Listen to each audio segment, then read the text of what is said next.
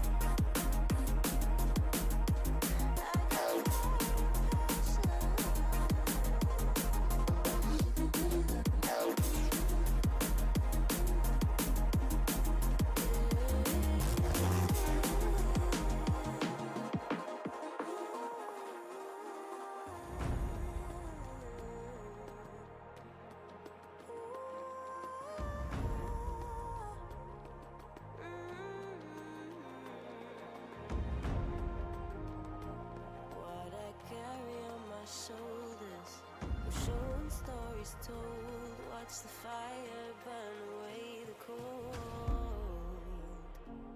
I am rising from the dust, despite how much we lost.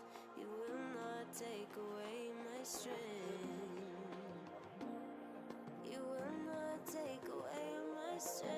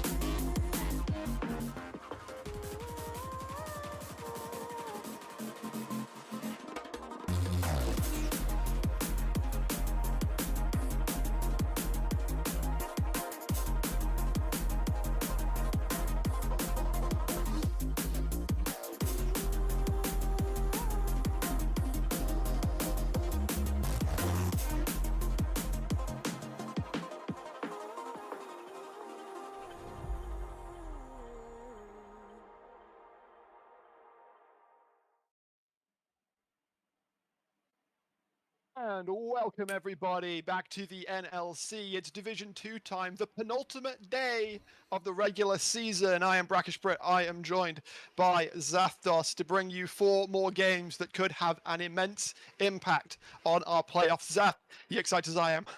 I'm super excited. We've got some really exciting games come up, of course, starting off with 42 Gaming against Unique. Unique most likely going to be the favourites here. They are second seeded. And when I've been looking at their team, I don't see any weak links here. You were so excited when we were looking up the teams yesterday. All of those stats that you were just throwing at me. I'm sad to say that most of them kind of bounced off the forehead, but one that stuck with me is that there is no player on this team outside of the total league top 10 KDA scores. See, that's one of the fun people like me where I just get super excited at these nitty-gritty stats. And if you're top 20, it means every single one of your players deserves to be on a top 4 team. So no wonder they're one of the best in the league. I want to sell short 42, though. I kind of jokingly named them Chrissy and the Enablers, which does sound like a bit of a bad band name. But that's kind of the squad. Chrissy has been set up to shine, and he has been shining. Yeah, completely. Of course, the AD carry for the side of 42 Gaming. He is first in damage per minute through the whole entire league. So 42 want to have a chance of going against Unique, who is a very solid roster. Chrissy is definitely the one to play for. Absolutely. We are nearly ready. In fact, thank you, production. We'll get straight on into draft. Unique taking the red side at the moment. As you said, probably favored in this. They are more than likely to hit top 2. Top 4, of course, is the one that most of these teams right now are wanting to try and struggle to lock in for. Both of these teams, of course, already locked playoffs, so it's all about seeding now. Yeah, it's all about trying to get yourself as high as possible in the regular split because, of course, 42 Gaming only 1 win behind the guys of Unique. And it being the penultimate day, if they win here, maybe there's an opportunity to take them over. So we are going to have the first pick of the Ezreal.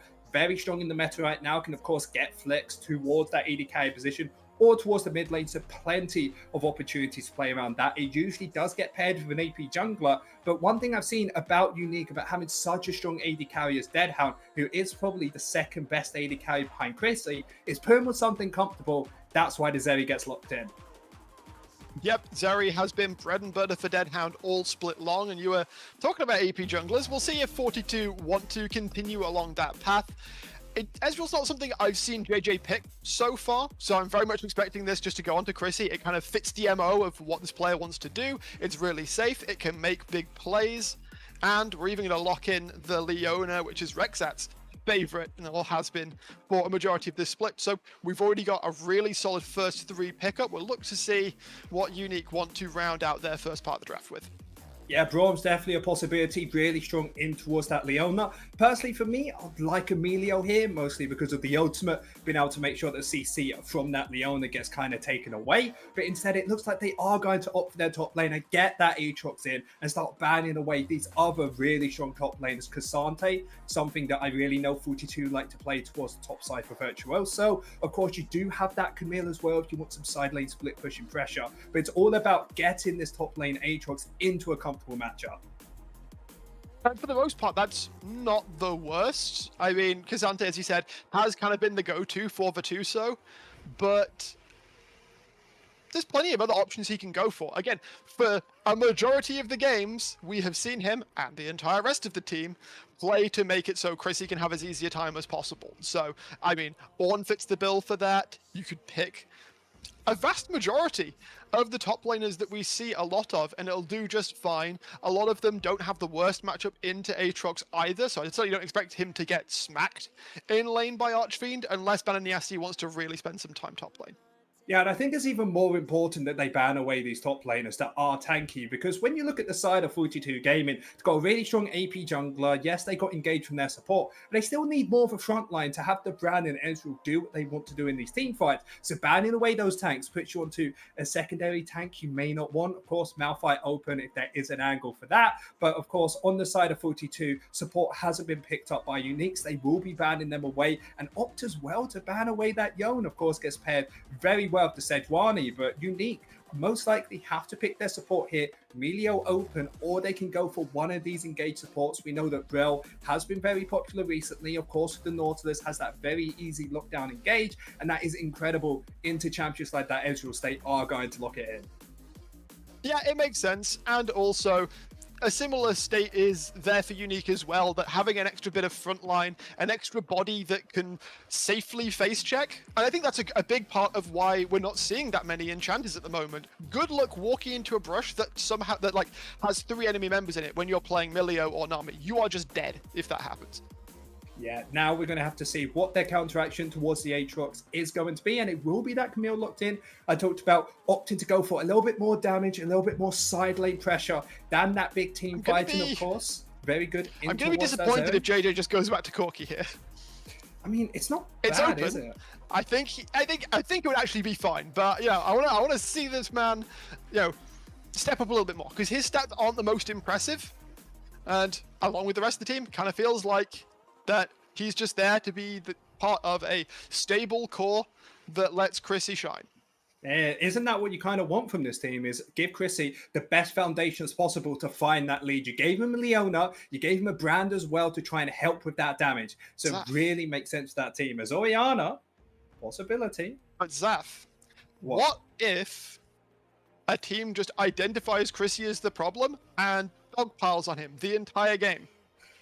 Well, right now, 42, we haven't seen that many performances that would indicate another person who can really step up and take that mantle. Like, I certainly think that Corki, Camille, Brand, under the right circumstances, can in this composition, if Ezreal is to fall far behind. But stylistically, at least, we haven't seen that player really step up yet. Yeah, and you're very much correct about that. But if there is a time for 42 Gaming to step up, it is now. Camille towards the top lane, incredible matchup into that Aatrox. Will outscale it. Of course, will be even towards the early game. But if Virtuoso wants to step up, it's here. Even towards the mid lane, Corki versus probably that Zeri towards mid is going to do kind of rough in the early game, but is going to have that split push pressure. As one thing we've noticed a lot about this meta is AD carries are rampant through everything. Even Corki's class in AD carry. We're pointing out, though, that we were talking about how much Deadhound loves the Zeri. He's not playing the Zeri, Zaf. Yep, not going to be playing that Zeri. Instead, it is going to be putting on Dusty. And when you think about it, Dusty, second best for KDA, of course, third for the most gold through the whole entire series. And Zeri's one of these champions that wants to find those leads, wants to find ways to get themselves towards that late game. So putting it on Dusty isn't that bad of an idea, but still, having AD carry towards the bot lane, AD carry towards the mid lane, locked up with that Sejuani and towards the jungle, and even a tanky-esque top laner, I think the side of Unique is pretty comfortable with the way they drafted. To be fair, I do think both teams have got a lot of comfort for the most part, which great to see. The question is that will Unique identify the main threat? It's hard to really say. Like, it's pretty obvious that Chrissy is the one that 42 has been playing towards. Do they want to switch things up, though? That could be something that'd be very interesting. I think Virtuoso is in an interesting position to potentially win that matchup as the game gets later. Of course, Camille is going to be able to trade fine with the Aatrox in early game, but outscales pretty much everything and can become a massive threat, especially to the likes of these quite mobile carries like the Zeri and the Kai'Sa. If you stick them in the Hextech Ultimatum, they are not feeling very good about themselves.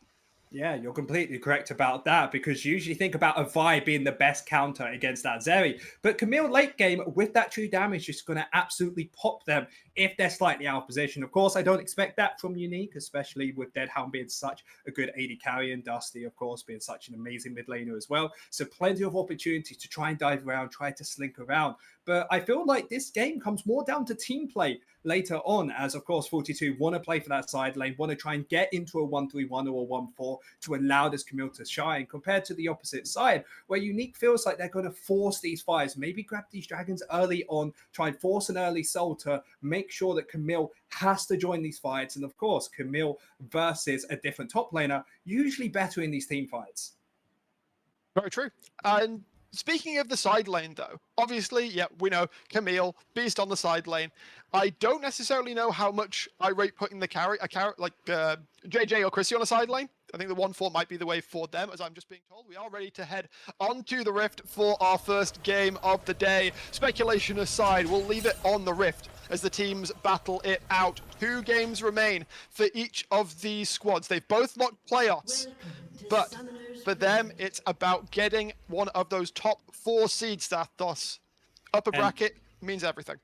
And do you know what makes it even more exciting later on today in our third game, Rich Gang 8-4 as well. So if Unique pick up a win here, it forces Rich Gang to win. Otherwise, they are going to be locked in towards that first place. And of course, being the top of the bracket, you get easier opponents. It's easier to try and win NLC Division 2, because the whole goal is to try and get into Division 1. Absolutely. It's a little ways away just now, though. As we see everybody mostly just chilling out, nothing too crazy happening, despite the potential of these aggressive supports. They know that if it went wrong, that would be a very bad way to start off such an important game. Yeah, going to just do a 5-point for both of these teams. We do have the grass towards the top lane. Look like Virtuoso really wants to just go for those slow trades, get in, hit a Q, and get yourself out there. So there will be a double ward towards the Raptor camp on the Unique side, trying to spot out where the enemy junglers are, as we will have a bit of a trade towards the mid lane. Corky very good early on, of course, because of the E. And of course, Zeri, you effectively have better auto attack, fancy auto attack at level 1. So not surprising that JJ is able to walk forward. Rexat and Chrissy, however, have been able to get quite a lot down. Rexat taking a lot of autos, though. The plasma is stacking. The flash is coming through. Deadhound not quite going to be able to proc that onto the 42 support. So we have 2 extremely low health supports already. Flash is burned by both carries, Barrier burned by Chrissy as well. In fact, no summoners at all for the 42 bot lane. Yeah, they are completely gone. And when I'm a jungler, I think about but this. They get to engage, looking for the damage down. Rexat is likely to die first, but it's Touch who gets the kill. Deadhound does not have flash. Can Chrissy get the damage down? No, he can't. Touch gets the lockup here. Chrissy still trying to find the damage. The Mystic Shot comes across. Touch still lurking. Does Chrissy feel like he can find it? And the briefest of pauses known to man. We will pan away from the bot lane. The action ended. Yeah, that's a really close fight. Of course, 42 being the ones to engage earlier on, thinking that they can win out the 2 versus 2, but not expecting Leona to come straight away afterwards. And then when they try and go for this fight again, they have no summoners up. Unique playing it really well early on to be able to tank those Ezreal Qs to allow Kai'Sa to try and find the kills later on. But by the end of it, 1-on-1 apiece, Ezreal has the kill compared to this Nautilus, so 42 coming out as the better ones in that fight. Yeah, exactly. First blood goes to the Nautilus, who is the last person you would want it on for Unique. course, first blood's still a first blood. They're not going to be complaining about that too much as Rexat shows his face towards the bottom side of mid lane just to allow JJ a bit of safety to push in that wave. I was going to be really excited if Touch with his first base was able to get himself some boots. It allows him to roam around the map more. As trust me, as a support mate, whenever you get that first kill and you get those boots early, always doing a little slink towards the mid lane and try and make a play around there is always a bit of fun and can make the game a little bit more tricky for the enemy support. Instead, it's going to go for that HP, going to make it pretty simple towards the bot lane as Chrissy is feeling very good. As we said, he needed to find a lead. He needed to carry the side of 42. Have a kill in your pocket in less than 3 minutes. It's looking like it's going to happen. Yeah, means that he gets to nice pick up his tier nice and early and be able to stack that up to a very early pickup of Muramana. And when that's completed alongside the Trinity Force, that 2-item spike is frankly terrifying. Yeah, and one thing as well is Sejuani not being able to clear as fast as something like a Brand, so it is actually going to have double skull crab stolen away from them. So even Brand in the jungle getting a small lead, but a very happy lead indeed. Already level 4, pretty close to that level 5 as well, as they will be looking bot lane again. Touch immediately has the angle onto Rexat. I don't think the Leona has anything to say about what's about to happen here. Chrissy needs to get out as well. Rexat going to look to jump in, sacrifice his life to ensure that the Ezreal can get out. And this is what we needed to see from Balaniasti here, because, as you were saying, Balmif is going to clear faster. He is just naturally going to get more CS. What that means is the Sejuani is, you need to make stuff happen on the map. And definitely did that. Of course, him being one of the players who absolutely loves playing Sejuani, knows where he needs to be on the map to help his team find the lead. And that initial fight had the wave pushing towards the side of Unique, able to set up a freeze in that position. So it forced the side of 42 to take an unfavorable fight. And because they don't have flashes available from the early fight, Leona has to give up their life to make it where Chrissy is able to farm up. So even ways like that where you think it's a kill that shouldn't have happened, all of it is to try and allow Chrissy to get as much gold into his pocket. I mean, I would still argue that Rexat didn't necessarily, well, Rexat's death would have been avoided. They did not have any vision of Balaniasti making his way down towards the bottom lane. I'm a support lover. I'm going to say it straight up. I'm gonna give them every single excuse known to man to make it where they are geniuses. Oh, feeling himself as he hits the level 6. The Ignite coming down though, Virtuoso will be able to trade it back and TP's available for both of these top laners. So actually ends up being a whole bunch of nothing because nobody's losing away. Yeah, both ways. It is actually pushing towards the side of 42 Virtuoso. Sweet didn't actually have to TP if he doesn't want to. And Zeri in the mid lane is not really having a fun time here. Constantly getting pushed in by that Corki. Dragon was taken by the side of 42 as well. And now it really feels like the Zeri pick early on, it's kind of been a detriment to this team as you won't have Prio in mid. Bot lane is having a bit of difficulty when Sejuani isn't there. So it always feels like 42 has that priority to grab the first dragon, and now can of course look towards these Void Rocks as well. There's a lot of numbers. 42 towards the top side. Balaniasti might not realize that he's actually been completely flanked around. JJ, though, might be in a bit of trouble. Low health on the Corki, but plenty of bodies nearby as the Unique jungler will fall, and it will be a nice free set of grubs for 42 to go with that drip they just picked up. Yeah, really smart play there, being able to have prior towards that mid lane and using it effectively. Unique also making sure that bot lane isn't going to be able to get towards the tower. Chrissy losing at least 2 waves of this, only going to be able to come in when this cannon wave is able to reset. So still a big win from the side of 42, but Chrissy losing a little bit on that trade.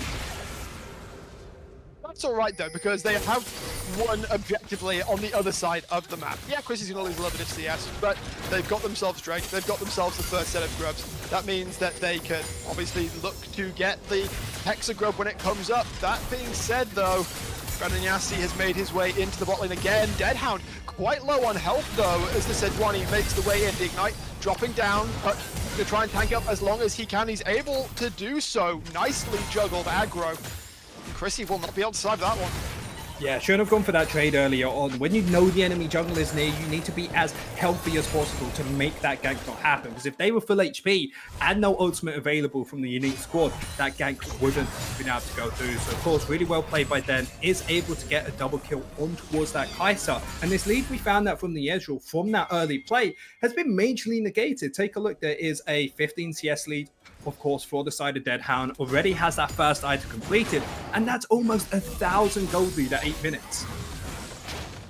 Yeah, the gold's being sort of spread elsewhere, though, for the side of 42. We see Virtuoso has a little bit of an advantage at top lane. Balmith, of course, has been farming up a Storm, and so has a good few hundred advantage over Banyasti as well. So they're not going to be too sad. And of course, again, Chrissy can scale up. They can, once it gets past the 15-minute mark, basically throw all of the farm that exists on the map into Chrissy's pocket, and then that gold lead becomes left. Those rags out. We're going to go straight on in onto touch. Level 6 has been hit, but this Leona is just not tanky enough to do anything. Deadhound goes forward, has to flash out. Chrissy is trying to make the damage happen, will be able to secure the kill onto Deadhound. Touch will trade it back. Balmith going to try and get the damage down onto Touch here, but now in comes the Sejuani, and the damage will be too much for the squishy little brand to deal with. He gets put on ice, and Unique will take the fight.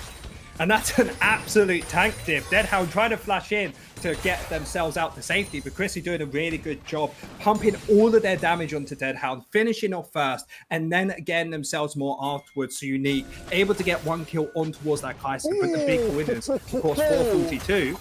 As So Dusty close with the Zenith Blade out of Rexat. Dusty, skin of his teeth there. I mean, he had flash, he had the ability to jump over the wall, so probably wouldn't have died there, but I felt like he, felt his life very, very, very briefly flash before his eyes. Yeah, Dusty just showing off his mechanical skills. There, one of those champions that can jump around a lot. JJ not having the best time here. Rockets are missing as the rapid fire's coming through. Touch will be able to play bodyguard. Balmith considered looking for him for a moment, but will think better of it and go back to continuing to build up a farm advantage over Banyasti. Yeah, we'll be able to see everybody on the map. Top side is looking faithful to the side of 42. And this is a great example about, we said, somebody else needs to step up on this 42 roster. And perfectly right now, Virtuoso is exactly ready to do that. Has those two kills towards their name, has a small CS lead towards the top lane, even has almost a tower plate advantage towards the top side as well. So if you want to find somebody to carry this game that isn't Chrissy, I think top side might be it. Even if Virtuoso did have a rough time, we already talked about the just sheer utility of the Hextech Ultimatum against these carries from Unique. So all the better that he's also going to have a Cho'Gath ultimate on a 5-second cooldown. Well, I mean, that's always a benefit, isn't it? Having a Cho'Gath ultimate fixes almost all of your issues. Sejuani will be towards the spot side, maybe looking for a dive, but Beneath is here, making sure that they are able to get themselves sorted, allowing them to be able to farm this up. As Dragon has just spawned, it will be the second one for 42. They want to try and contest this, but it is difficult with mid getting pushed in, and same with bot. There's really no need for them to contest it. They got the first one. They can chill out, they can get their farm. Dusty looking to put some damage down onto JJ. Some good fancy feet mean that the Corki won't take too much damage, but he will not be able to step in, and so Unique will even up the Drake score. Yeah, and as we look towards the top side, 42 as well, looking for those Void Grub, trying to get themselves 6, and this is really good for their play style with bot lane. Breaks that again, though. Caught up. This damage is going to be too much for him to deal with. Chrissy, you can do a little bit over the wall. That is going to be your support dying, however. But, as you said, the Grubs are being claimed as Balmith. Also, just did a casual walk away from the Grubs for a moment to find himself a nice tasty Aatrox.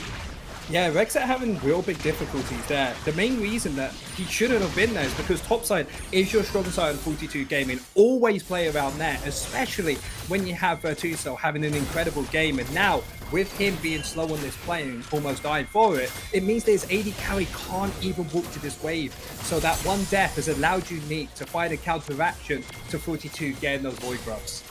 I'm happy to say, Zapdos, Unique understood the assignment. They have been trying to body Chrissy as hard as possible. This Ezreal is 20 CS down. Rexat stepping forwards to look and apply something, but look at these Unique members that have moved down. Dusty has left mid lane, just as JJ was looking to make something happen. Balmith looking for something, but Dusty will smell a rat, and the Scry's Bloom will keep them aware of what 42's up to. First side completed for Balmeep. If he does find somebody, gets his full combo off, he might be able to 100-0, especially a Zeri in these plays. But of course, 6 Void Grubs over to the side of 42 Gaming. That is the thing I am most excited for, as top lane isn't going exactly well in that one play. But with first item completed, I'm expecting Camille to slowly take over this game. And once she starts hitting these towers, she's going to absolutely destroy them. Oh, Archfiend. Buddy, I don't know if that's the best place for you to be right now. Has to flash away. The stun will not quite come through, and the bounce of Pyroclasm doesn't happen either. Balmeep is still trying to make it happen. The stun will land. There's no flash. Archfiend will drop touch, trying to make something happen, but will end up having to dredgeline back to his own tower, as the Aatrox does now seem to be the weak side. 42. They are changing up their playstyle. Virtuoso and Balmeep, now the strong members. And this Camille and Brand seem to be in a really well set up position as the game goes on. Yeah, really comfortable in this position with Camille having towards the top side and finding that kill.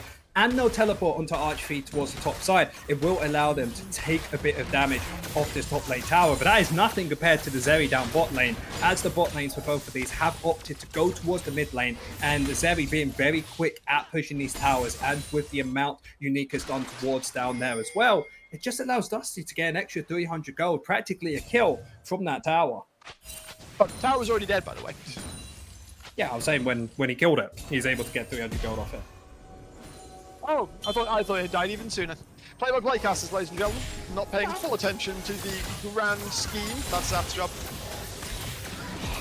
They don't even want to know when we do prep for these games, how you're just like, oh, let's make some jokes like Chrissy and the Enablers. Sounds like a band, lol. Yeah, That's I actually enough prep. I have the easiest job. I got a sound account. Oh, I don't want to undersell play-by-playcasters everywhere, but you know, it's setting up for making you sound smart. Oh, thank you. I appreciate that. It's not like for the whole entire time I was just like, oh my god, did you see this stat bracket? Just towards the top side. Virtuoso does need to be very careful here. There is a 4-man unit looking towards him. Leona is nearby to try and help here, but I don't think they can stop these guys. They're just going to have to use the TP. And Rexat now looking to try and find a way in from touch as well. Unique are kind of split here, but the TP from Dusty now coming through. Rexat again is going to drop Virtuoso, trying to get away, but the stun will come through. The frost will be permanent. The Dead Hand flashing forwards. JJ is able to trade it back. Balmeep, how much can you do here on the pan? A lot, it would seem, as the damage blasting through. The burn will be enough to secure 2. Chrissy trying to chase onto Dusty here. One more Mystic Shot would do it, but he's walking into Archfiend, and one more hit from the Darkrim Blade will be a quadra kill for Archfiend. And that is massive for the side of Unique, as they were constantly figuring out, how do we deal with this Camille? How do we stop her from finding the lead? Well, having a quadra kill onto your top laner is going to make it a lot easier, especially when you get yourselves that reset and find your second item on this champion. As 42 never had to take that fight, all you do is get Camille to leave the top lane tower with that TP, go towards the mid lane instead, and try to make a play around the second dragon or anywhere else on the map, because after going for that play, they have lost so much, and now 2,000 gold down. Yeah, very down in tempo. Unique are going to be the first back out onto the Rift, and will be able to secure that first Hex Tech. Drake, ignore the top left. But right now, that does mean that Virtuoso is being left alone. In fact, Rexat, Balmeep, and JJ are all the top side right now, just to ensure that tower is going down for sure. Chrissy, however, has been left alone at the mid lane turret, which Unique are going to take for free. He can try and defend this wave by hitting them with Mystic Shots, but isn't able to clear it fast enough.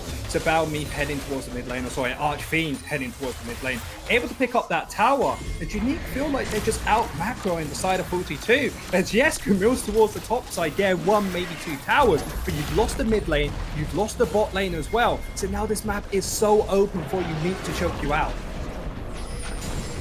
Meanwhile, Deadhound trying to get Shelly out to safety. The tier 2 did go down in top lane as we see the fight in progress. Virtuoso not going to be able to survive against Archfiend. All of those kills that happened in that top lane fight, and this Aatrox is becoming more accurate. Balmeep will be able to secure the shutdown, however. Yeah, it's the world ender, maybe the game ender after that quadrant kill. It seems like nobody can win that 1v1 against him, at least for a very long time, as the 2 items come through and Archfiend very strong at this part of the game. And it makes it even better from the side of Unique, as their biggest goal is to try and get these 2 Lich Dragons, get themselves that soul, compared to 42 that wants to play the side lane of Camille, but now she can't even win against this Aatrox unless everybody just babysits her. The second item's not too far away for Virtuoso, so I want to say that item imbalance might well have been the real cause of that 1v1 loss. Balmy going to walk into his jungle to find that it is not very hospitable at all, as all of the CC under the sun comes down. He is going to go golden for a moment, trying to use what damage he can. The TP coming through from Virtuoso, trying to find Denver, but he can't cover the blast cone. Will be able to secure the kill onto Balmy.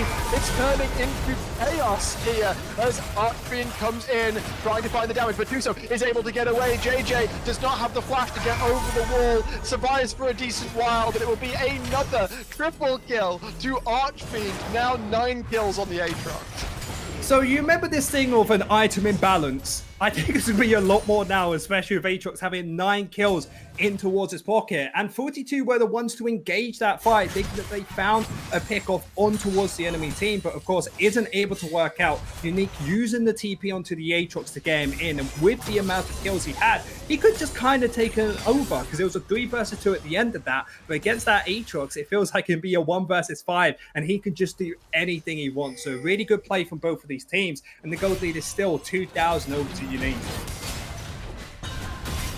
That in mind, the fact that 42 haven't started bleeding out further since we last checked in on the gold means that there is, good signs for them still. If they can hold on for a little while longer, maybe pick up that completed Muramana for Chrissy, then we might be able to see some good stuff. Recta again though, caught up, has to flash away with 15 seconds until the Baron comes up. Look at the top side of this jungle. It is completely dark for 42. Yeah, they wanted to try and get themselves over towards that Baron. Are very quick at clearing it. Remember, they do have a double AD carry onto the team. So if they want to try and finish that off quickly, they will be able to do so with their Hound. Deadhound, Ryder's combo, no flash, no cleanse, is able to use the killer instinct to get away for a bit, but do so will lock him down with the Hextech ultimatum, and 42 are just here faster. Archfiend looking to come from the side, but he is far too late, and as the Baron hits the rift, there's a jungler in the dirt, there's a bot lane in the dirt, and it's got the solo laners of Unique to save this Baron. Yeah, they need to try and do something. They need to look for this engage. Archfiend has that ultimate available. They have to make a play now. Dusty has the lightning crash as well. You can find the angle in, but Baron's health dropping lower and lower. They don't commit now. It might just be too late. Archfiend doesn't commit. He gets committed on, and Dusty is found wanting as well. Fires the shots through, but Chrissy doesn't care. Mystic shot to the face, and just like that, the game has flipped 2K up to 42. Yeah, and the 2 best players on the team aren't able to do anything at the back of that, as there's a 3,000 gold lead in the jungle. Top lane is completely even now after that Baron. It just feels like everywhere has gone well from the side of 42. And this all comes down to Unique not setting up for this Baron properly. They wanted to push out top and bot lane and then all come together to gain that vision. But of course, the pick-off coming onto Rexat gave themselves that opportunity. Lost in the macro source a little bit, perhaps, are Unique. They continue to push the damage. 42 gonna step on into the river here. Obviously, they don't want to give Unique access to a Hextech soul point, so they will do their macro due diligence, push in the mid lane.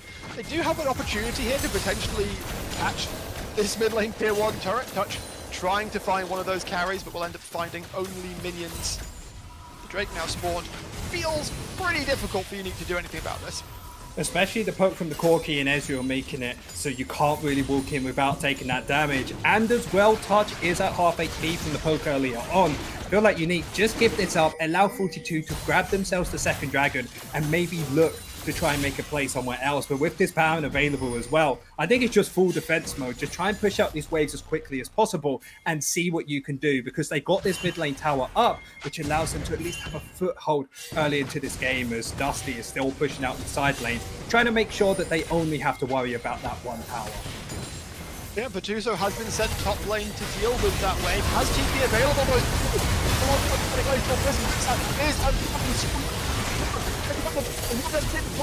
Chrissy will be able to keep him as the Uso off the teleport comes in and takes 3. Misty, the only one left alive as 42 go marching down the mid lane. And that was just a beautiful engage. Everything you wanted as Dusty. Still looking, but Uso will lock Dusty down. 20-second death timers. There is a wave coming in as well. I don't know if they can end the game here, Zapdos, but they can do a lot of damage. Yeah, 15 seconds, 10 on towards the jungle. If they want to do it, there is a possibility. But that was a perfect fight from Unique. That's exactly what you wanted, finding the pick onto JJ. But it just seems like Ran just has too much damage. They are looking to make this game end. Pushing the damage in. Both Nexus turrets dropping the TP coming through. Rexat trying to stop Deadhound from doing his work. Coming in. Nexus will drop. And 42 will secure their win over Unique. Second loss for Unique in 2 games. They lost to Garden Gaming yesterday also.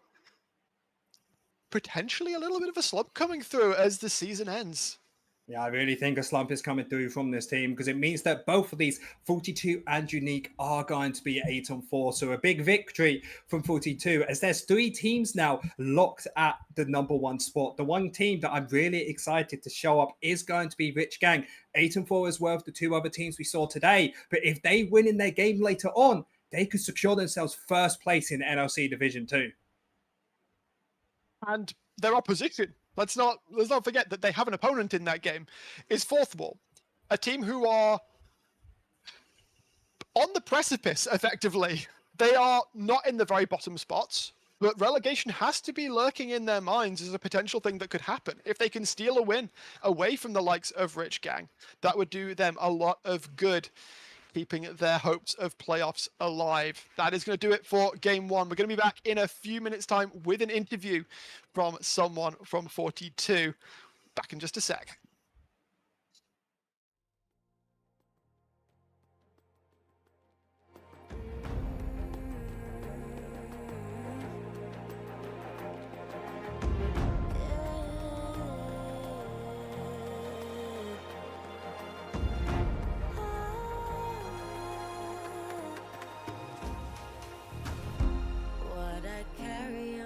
Shoulders, we're showing stories told. Watch the fire burn away the cold. I am rising from the dust. Despite how much we lost, you will not take away my strength. You will not take away my strength.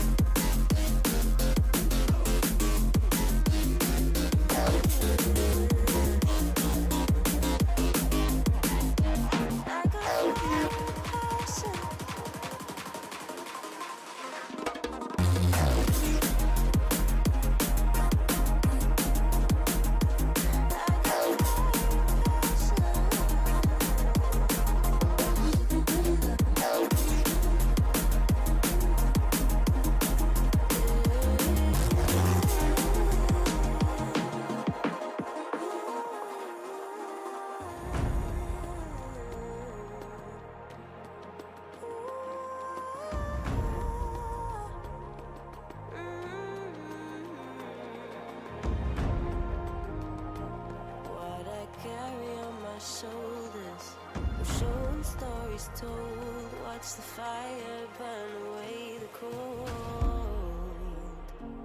I am rising from the dust. Despite how much we lost, you will not take away my strength. You will not take away my strength.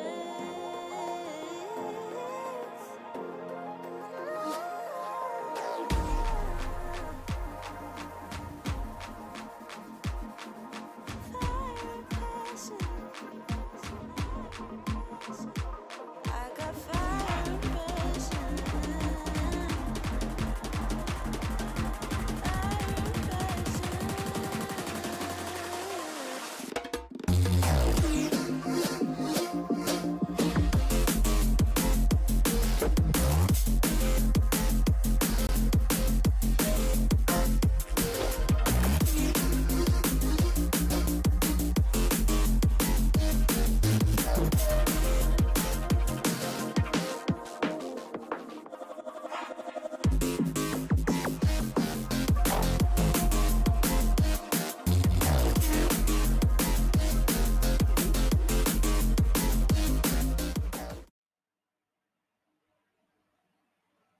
Welcome back, everybody, as we are joined by Virtuoso. Congratulations, 42 have now confirmed themselves a top 4 spot. So upper bracket in playoffs. How does it feel to do that against Unique of all teams? That was a mega hype game, actually. Holy. Okay, so I was like really far ahead top early, and then the Aatrox got like 7 kills in 2 fights. Oh, sorry. I see. Sorry. So then the Aatrox got like 7 kills in like 2 fights, and then I was like, okay, I'm no longer that ahead. was kind of rough. And then I was a bit scared, but then we like my jungler smurfed, and I smurfed the last fight as well, and then we like, I guess we just won. Yeah, really good job on that. One thing I did want to ask, because if I'm a top laner and the enemy gets 7 kills and is 9-4 or something, I am pretty petrified. And of course, your whole goal on Camille is to try and go 1v1 in that side lane. Was there something that changed after we found those kills to try and find the victory? Yeah, definitely. Like, so I was saying like early, because I killed him, I think we killed him twice with my jungler, and I was like really far ahead, and I was saying, okay guys, just chill bot side, I will win through side lane.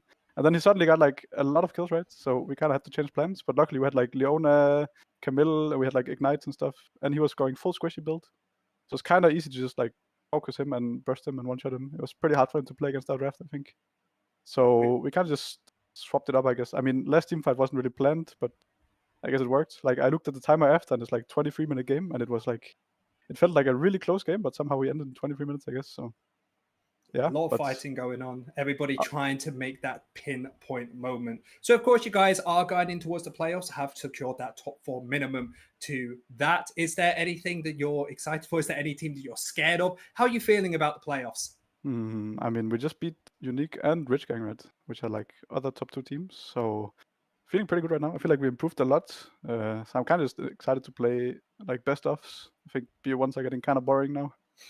So just want to play, I believe it's best of 3s in first round, right? And then it's BO5s after. Yep. So yeah, I kind of just want to play like best offs now, and I'm really excited to play. Because last split we missed out by like 1 game to make playoffs, so I was a bit sad. So yeah, I'm just hyped to play now.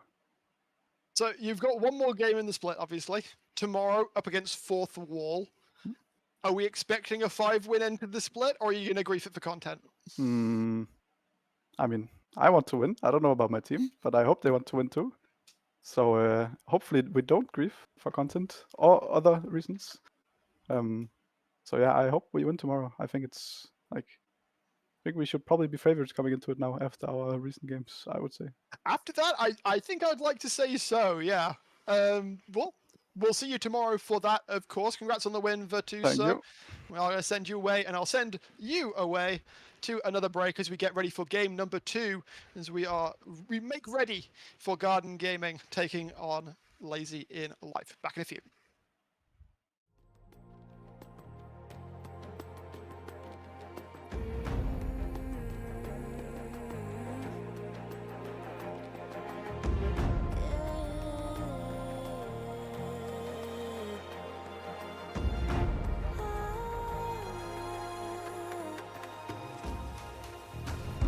What I carry on my shoulders, I'm showing stories told. Watch the fire burn away the cold.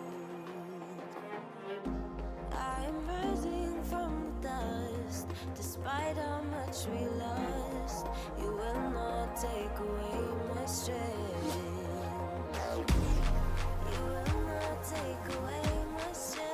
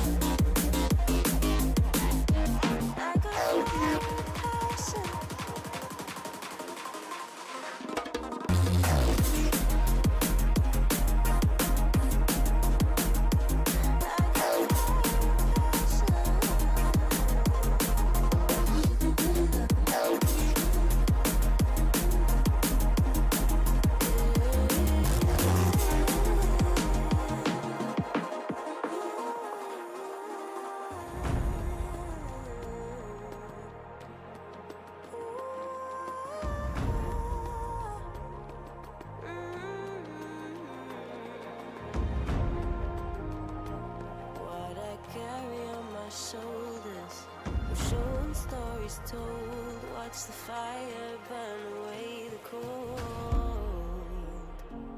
I am rising from the dust, despite how much we lost. You will not take away my strength. You will not take away my strength.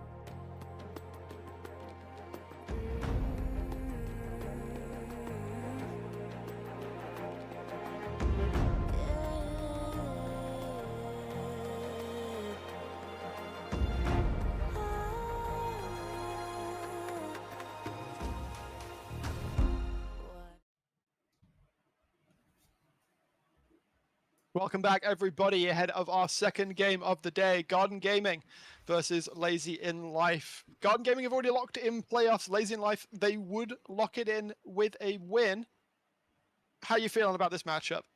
Well, it's going to be a close one, to say the least, as we had top 2 and 3rds playing last time, and now we get to have the 4th and 5th seed. So far, but he wants to get to that playoffs, because you don't want your season to end here. You don't want to, not have that extra moment. Those, those series, going best of 3. Always excited to come through. There are a few players on both sides that I really think can get themselves over towards the finish line. Of course, Garden Gaming, their top laner Uzo, is actually first in gold chair. Absolutely loves to be Mr. Krabs, get all that money towards himself, and does back it up with first in KDA for the top lane into first overall. Wow, that's true. But yeah, really looking forward to seeing him because he's a big split pushing player. Loves that loves that Sejuani. So hopefully we can get that coming out for today. And of course, on the opposite side, we have Lazy and Life Pieball competing to be the best mid laner in the NLC Division 2. He is second in a lot of things, second for damage, second in kill participation, 4th for gold share, so plenty of really strong stats from Pieball. So I really want him to step it up today and show why he can be the #1 mid laner, as that's really going to help accelerate his career to, even if Lazy in Life doesn't make it towards NLC Division 1, I think this player might. He's been showing some very, very strong performances. Lazy in Life, though, are in an interesting spot right now, just because based on their previous performance, Garden Gaming's last game was against Unique yesterday that they won. Lazy and Life's last game was against Chaos, or however you want to pronounce it. They lost that. And we've got to remember that Chaos is one of the teams who is currently struggling, flailing to avoid relegations for the most part. So Lazy and Life dropping a game to them, that not something you would expect to happen.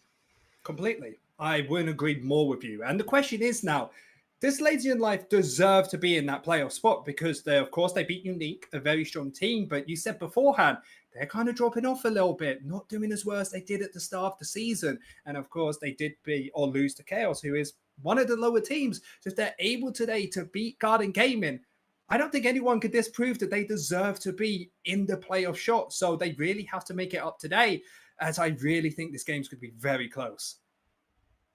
Well, I mean, if they beat Garden Gaming, they confirm that they are in playoffs. Literally no one could refute that they are playoffs worthy because they did it. That is yet to happen, however. Garden Gaming do stand in their way. We talked about Pieball, obviously. Very strong player in his own right. If something were to happen to him, shall we say, who else would you maybe look towards to carry this team? Well, it's difficult to say because I got a few stats on Sim having the second most assists in the game, which means that everybody wants to play towards that mid lane. But of course, you can put it simple. If you know that their top lane is super strong, play towards your AD carry, completely split that map and put all your eggs in one basket for Tidebringer, because he's a pretty solid AD carry, being about the middle of the pack through all of the stats I've been looking at. He's been looking pretty good. We'll see how well he does into Mikkel and Ermin as draft is ready to roll. We'll get on into that one right quick. We'll see. The Seraphine has been taken away. Those of you who know, you know.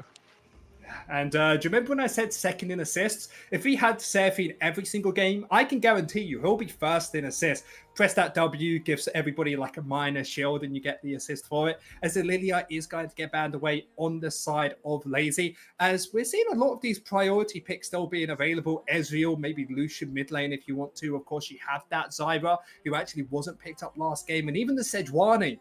So we'll have to see what they want to, handshake and get themselves to give over.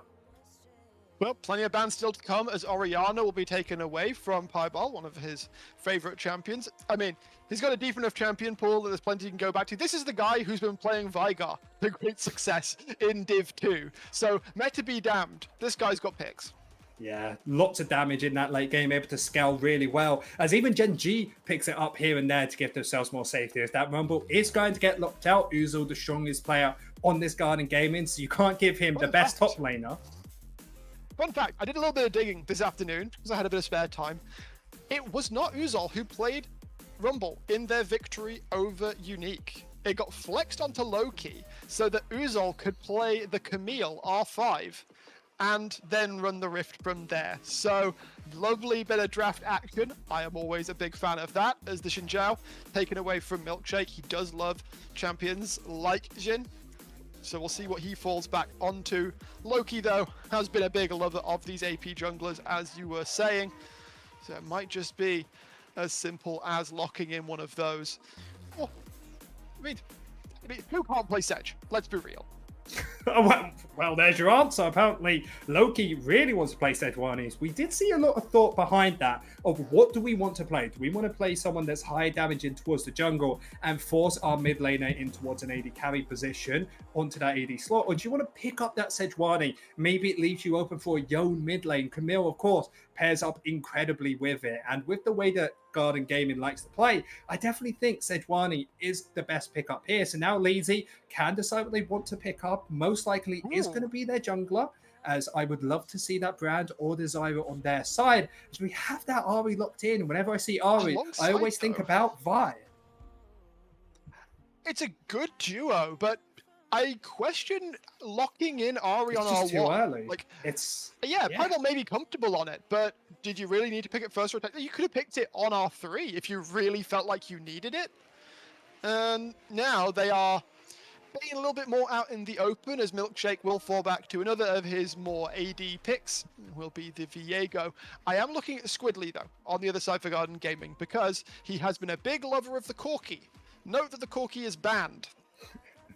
Yep, Corki being banned away, so isn't able to pick that up. Remember, he has plenty of other champions in his arsenal. Talia, an amazing pairing in towards that Ares, that could be a possibility. You can, of course, go for the Azir either way, something that is pretty much, you play it, and it's there, and it does a good job at practically everything. Has great side laning, has great split pushing, has great, of course, clearing in the early game. As now, I would like maybe the AD carry to come through, or maybe even the support on the side of Garden Gaming. My only concern with that is if the enemy team wants to pick up Braum with that jungler, it's going to be very difficult to try and go up against. So instead, it looks like they will be opting towards the top side.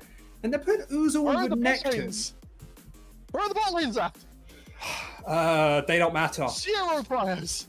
You know that last game when we said AD carries matter? The closest thing we have that is a Corki, which shows how much both of these teams really opt towards that. As we will be seeing the support most likely getting locked in from the side of Lazy. I really like it on this red side, as you're able to ban away other supports that are very good at countering it, especially champions like that Braum or anything that wants to, well, stops things from coming in. And I'm questioning this Renekton pick because overall, yes, Renekton's fantastic champion, has CC, works really well with the Sejuani, but when you have your top laner Uzul, I would love the Gnar, I would love maybe the Camille to come through. So I really hope maybe there's some flexibility towards it. Maybe they can have a really good AD carry matchup as MKL, pretty solid AD carry. But whole season they played for Uzul, so we'll have to see if they have made the right decision. As do the second ban phase, AD carries, of course, getting banned away as none have been picked.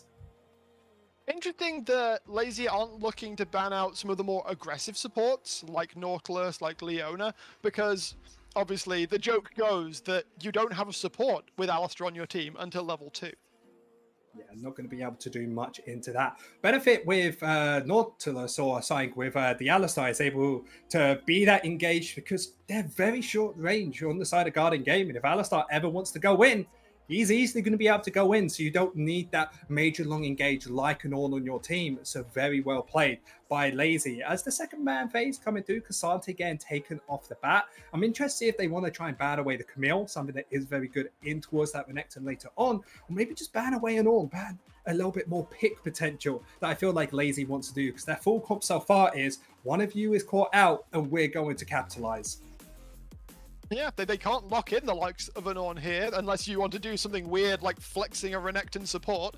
So that does now mean that there's basically no penalty for Lazy and Life picking whatever they want. They are going to give some priority to Strato in the top lane, give a comfortable... Why? Hang on. I have questions. They've left top lane to R5, but they know what the enemy top laner is.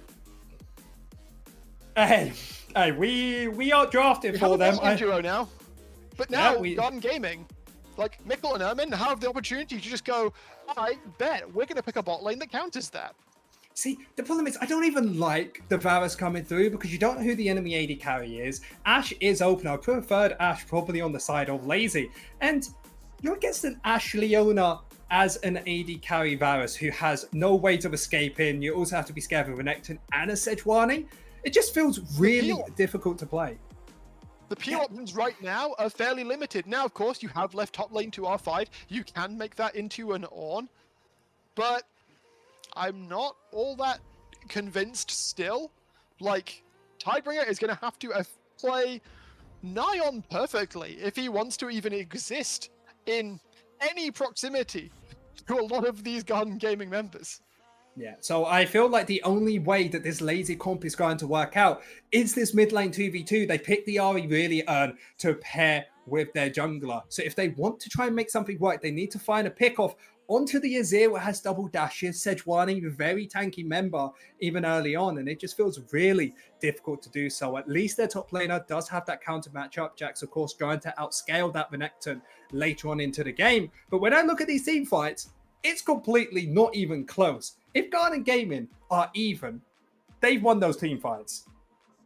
It does kind of feel that way, especially I need to see perhaps a little bit of a change in auction right now, because if Tidebringer comes onto this rift with barrier into an Ashe, I got some questions, because you're basically begging your support to pick up Mikhail's for you. It's not even that. It's like, you need to pick up cleanse, barrier, and just everything under the sun to stay alive in this bot lane. And when I look at the bot lane 3 versus 3, I don't even feel that confident he got the cleanse from the side of I mean, you physically should just, not play your PC later on if you aren't able to pick up that cleanse for the team. As like I said before, this bot lane, very difficult to go into. You're against a Leona, Sejuani, Ashe. If you ever get caught out, you are not escaping. I'm worried about the level 1. Specifically, I think Mikkel and Ermin, if they can land a flash stun onto Tidebringer, what is Sim going to do about it? Like, headbutt the Leona out? Okay. Brackish. What about the Ashe? I'm scared. I'm scared for Tidebringer. I'm really petrified for him, because if I'm an AD carry... As a Varus appreciator, I am also quite worried. This is very much the Ralph Wiggum "I'm in danger" situation. Yeah, because that's the reason that you haven't seen Varus really that popular in this meta. Is Sejuani's come in. You have the Leona as well been very popular because of the Warmog changes, pairing really well with that W. I think Leona's the best support you can pick, because even if it's against that Braum, you have that Solar Flare, so you don't even have to engage with it. Plenty of different options. So maybe some small changes they can make later on. They still have, of course, a game later on if they want to try and get themselves in towards the playoffs. But guess what? Just be better and you'll still win. So it's great and all having a great draft, but it just gives you the tools to have an easier game. So it may be more difficult. Brackish, we've all played those solo queue games where you think you're never going to win, but you make that outplay and you just somehow make it. Oh, I thought you were going... I not really so much for me. My teammates outskill, and I'm just sort of existing. Like I'm playing Jarvan, and okay, that flag and drag combo with 3 enemy members, or I'm playing Diana as a primary engaged champion because my team doesn't have any other engaged. That's the reality of life in the Brackish sphere. Yeah, Brackish, it's a little bit more difficult for me. I was having a really good time. Just finished university, got myself a first in that. And I'm like, okay, I can come back to League. I find out I was 150 LP Masters, left for 2 weeks. I'm just, Diamond 1. And I'm just sitting here just depressed. Oh, woe is me, Mr. Diamond 1, while I'm sat here in Emerald 4. Brackish, we need to get you up. No, nothing towards boosting. We'll play some games together. You can play the Diana mid. I'll play Bard. New carrier skin came out pretty recently. So have to buy that. Why am I not surprised that you're a Bard player? I don't know. Did you not know this? Bard is the best champion to ever exist in the game, because you can ult your teammates if they make you mad. You can ult the enemy team to, win yourself the game. And you can even ult your team by accident and the enemy team and lose the whole game, so everything's on you. I think there's a term for this. I think like gifted gambler. Do you like gambling? Do you like gambling with your life? Like Is this just like the MO of Bard mains? I mean, we only have one damaging ability. We have a portal, we can move around the map quickly. But yeah, we might have to be gamblers. Even though me as a person haven't gambled once in my life, even when FIFA was out and you could buy those ultimate team packs, I would always just save up the coins from the games to buy a player instead of opening those packs. God for that. I mean, I'm not going to get political, but you can perhaps infer my feeling on things like that. I don't really like football, so thankfully I never got involved in FIFA. It I'm the was least meant to British come Brit out. to ever exist. Oh, come on. You must have been there for the Euros when it was coming all about. I mean, I pointed and laughed when England lost.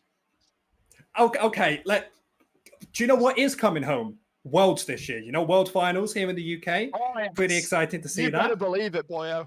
If I don't get to be in stadium, I'm still going to London just to meet up with folks. So hopefully I'll catch you there. Yeah, 40 minutes away. Going to be an absolute blast. Going to see what team's going to be there. Fnatic, the team I support. They might make it.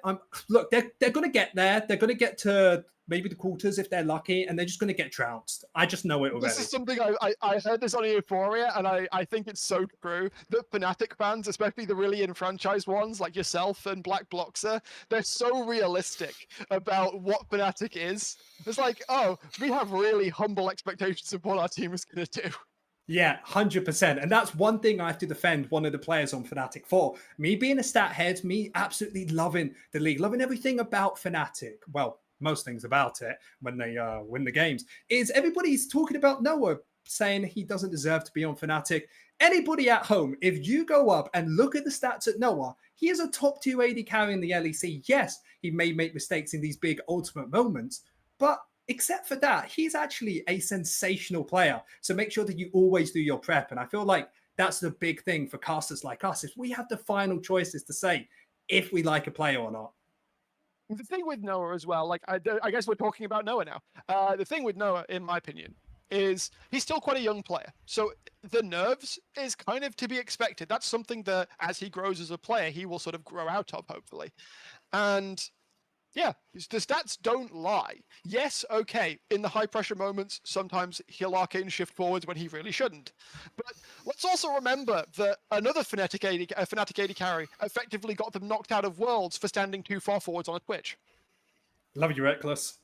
Still miss you to this day. You know, hope you're doing good for T1. But T1 I feel Academy. like I don't think it's the players' fault anymore. I feel like it's just Fnatic. Fnatic as a team. It's just they just have this curse, especially against G2.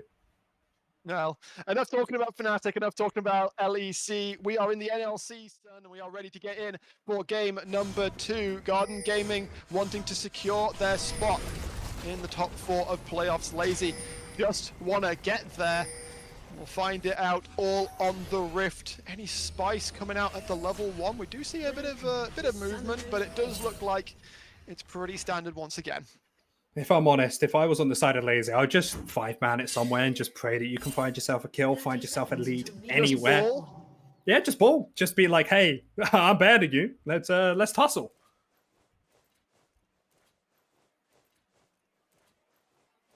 You picked the worst time to stop talking there. I was just going to briefly get a hydration break. It didn't work out too great, but we go. And we are in indeed. Brackish, it's like those moments in League where you just need to let it set in. Get excited for the game, because we could be all play-by-plays like you, scream all the time, be super excited for every moment, but how are they meant to be that excited if you don't have the down moments?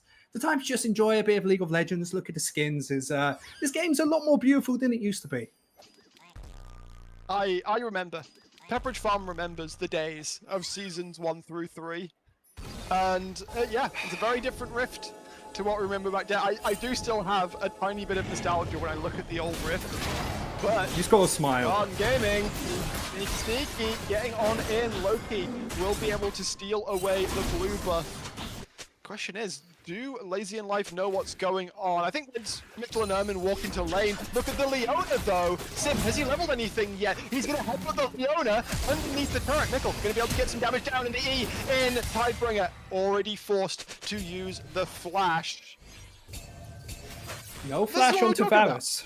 Yeah, no flash onto Varus. It's going to be absolutely huge as Sejuani is able to steal away the Gromp and the blue buff. So I expect her to maybe go for a level 3 and look for the tower dive. The way that she has to do this is by taking these walls, heading towards a red buff, and then looking for the dive. So we'll have to see if Garden Gaming will be setting up for that, as their waves are going to be slow pushing towards the enemy. They need to try and grab 2 before they push it in, but it might just be a little bit more too difficult.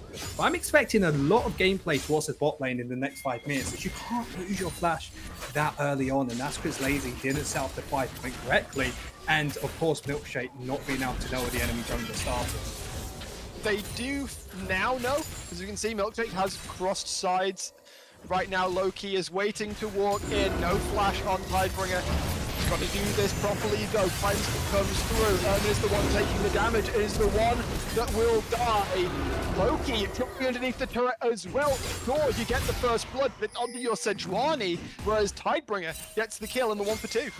I think that the play that Garden Gaming and Webfall was the correct one. Go for the tower dive, make sure that Tidebringer isn't able to grab that XP. And yes, they did that correctly, but of course, Sejuani dying on the back of that is so detrimental to them as they aren't able to find themselves, well, trying to get the vision, trying to get the things around them. So of course, Milkshake able to go in towards the enemy jungle and look at that CS difference. It's already 12 CS up and can even go towards the enemy jungle if he wants to and contest Loki. He already has. We are in a split map situation right now, Zathos. Okay, right. For a second, I thought Loki was going to go for another dive, and I was like, bro, you've got camps. Just take them. Yeah, it's as easy as that. Might be in some trouble. Sim has found it. Does have flash, does have cleanse. We do also have Loki now coming in. Try and make something happen. But Tidebringer is not taking any damage. Loki going to drop some damage onto Sim. There is still flash on the Alistair. Going to headbutt the Leona out and away. Pulverize coming through as well. They're still trying to chase down as the Permafrost coming through. Tidebringer not going to survive long enough. Milkshake, however, making his way in. Mickle is low. Loki is low. Ermin needs to play bodyguard here, or Milkshake will make money. Coming on through, Ermin needs to get out, but he hasn't got a flat. An extra auto for this Viego, and it's all going wrong in the bot lane. Milkshake is in dreamland. He's able to farm up without having to worry about any of his side laners, then gets to come bot lane for a double kill as well, and this is all on the back of Tidebringer. Playing with Sim, playing this front to back beautifully, because Garden Gaming came in one after another, allowing Varus to stack up his blight, hit themselves with a powerful Q, and just chunk themselves early on, as Varus is a champion that is one of the strongest early game AD carries. So Lazy looking very strong now, and we'll just have to see what Milkshake can do with this lead. Tidebringer did just briefly step up towards mid lane, but was round up of reward, so Squidly not got all that much to be worried about. But now, perhaps that worry is starting to fade a little bit from the minds of Lazy. We've got a kill on Tidebringer. We've got 2 kills on Milkshake, and 2 kills on Sim, which, to be fair, will help as the game goes on, but obviously not the optimal target for that right now, as they hold on to a 1.2, 1.3k lead. Yeah, 500 gold lead for the jungler. Milkshakes are going to be very happy with this early game. Flash not available for another 20 seconds on Tidebringer, so they want to make a play. It would be advisable before that, but of course, not in a state. Jungler heading towards the top side instead. So Garden Gaming, it feels like they've kind of fumbled the early game that they had, because it was a really good play of splitting that map, making sure that you can go for those fights, but 2 going wrong now means that yes, you scale really well into the game. Your bot lane is going to have a lot of difficulties, as Alistar already got a lot of gold into his pockets as mid lane. Has flash. He's got flash, got spirit rush, not really feeling all that concerned. The charm will pull Ermin out of the Zenith Blade, and yeah, this Ari's just chilling. Yeah, really perfect. Ultimate was available from Squidly if he wanted to try and make that trade happen. There's no reason for it. Get the priority towards the mid lane. Make sure that you are there for Loki to allow him to grab up these Void Grubs without any contention. The Exton's going to be very happy with that in this 1v1 if he's able to start hitting this tower. But take a look towards the bot lane. It's a 2-stack wave down there, and is going to be able to hit this tower for free yet again, and even get this dragon towards themselves as well. So Garden Gaming, yes, they get themselves the Void Grubs, but they're losing a lot for it. They committed a lot to do it. They sent Mickle and Ermin towards the top side of the Rift, which means that Tidebringer going to be able to even up that CS advantage, going to be able to pick up a couple of plates for himself as well. And as you said, Milkshake will be able to secure the first Drake of the game in trade for those Drakes that Garden Gaming got. And I have to say, Lazy, for us, kind of trouncing on the comp. They have been playing it phenomenally well, being able to stay defensively sound towards the bot lane. Alistar was able to hit that level 2, and is pretty strong afterwards. And he's going to get even stronger once that level 6 comes through, as he is going to be so tanky and could be that front line the Tidebringer does need. As two tower plates into his pocket, should be pretty close to finishing that first item. And I really want to know if we're going to see a attack damage Tidebringer, or we're going to see more of the lethality side. For me personally, I think attack damage is the way to go, especially when you are against the Renekton, the Leona, and the Sejuani in this game.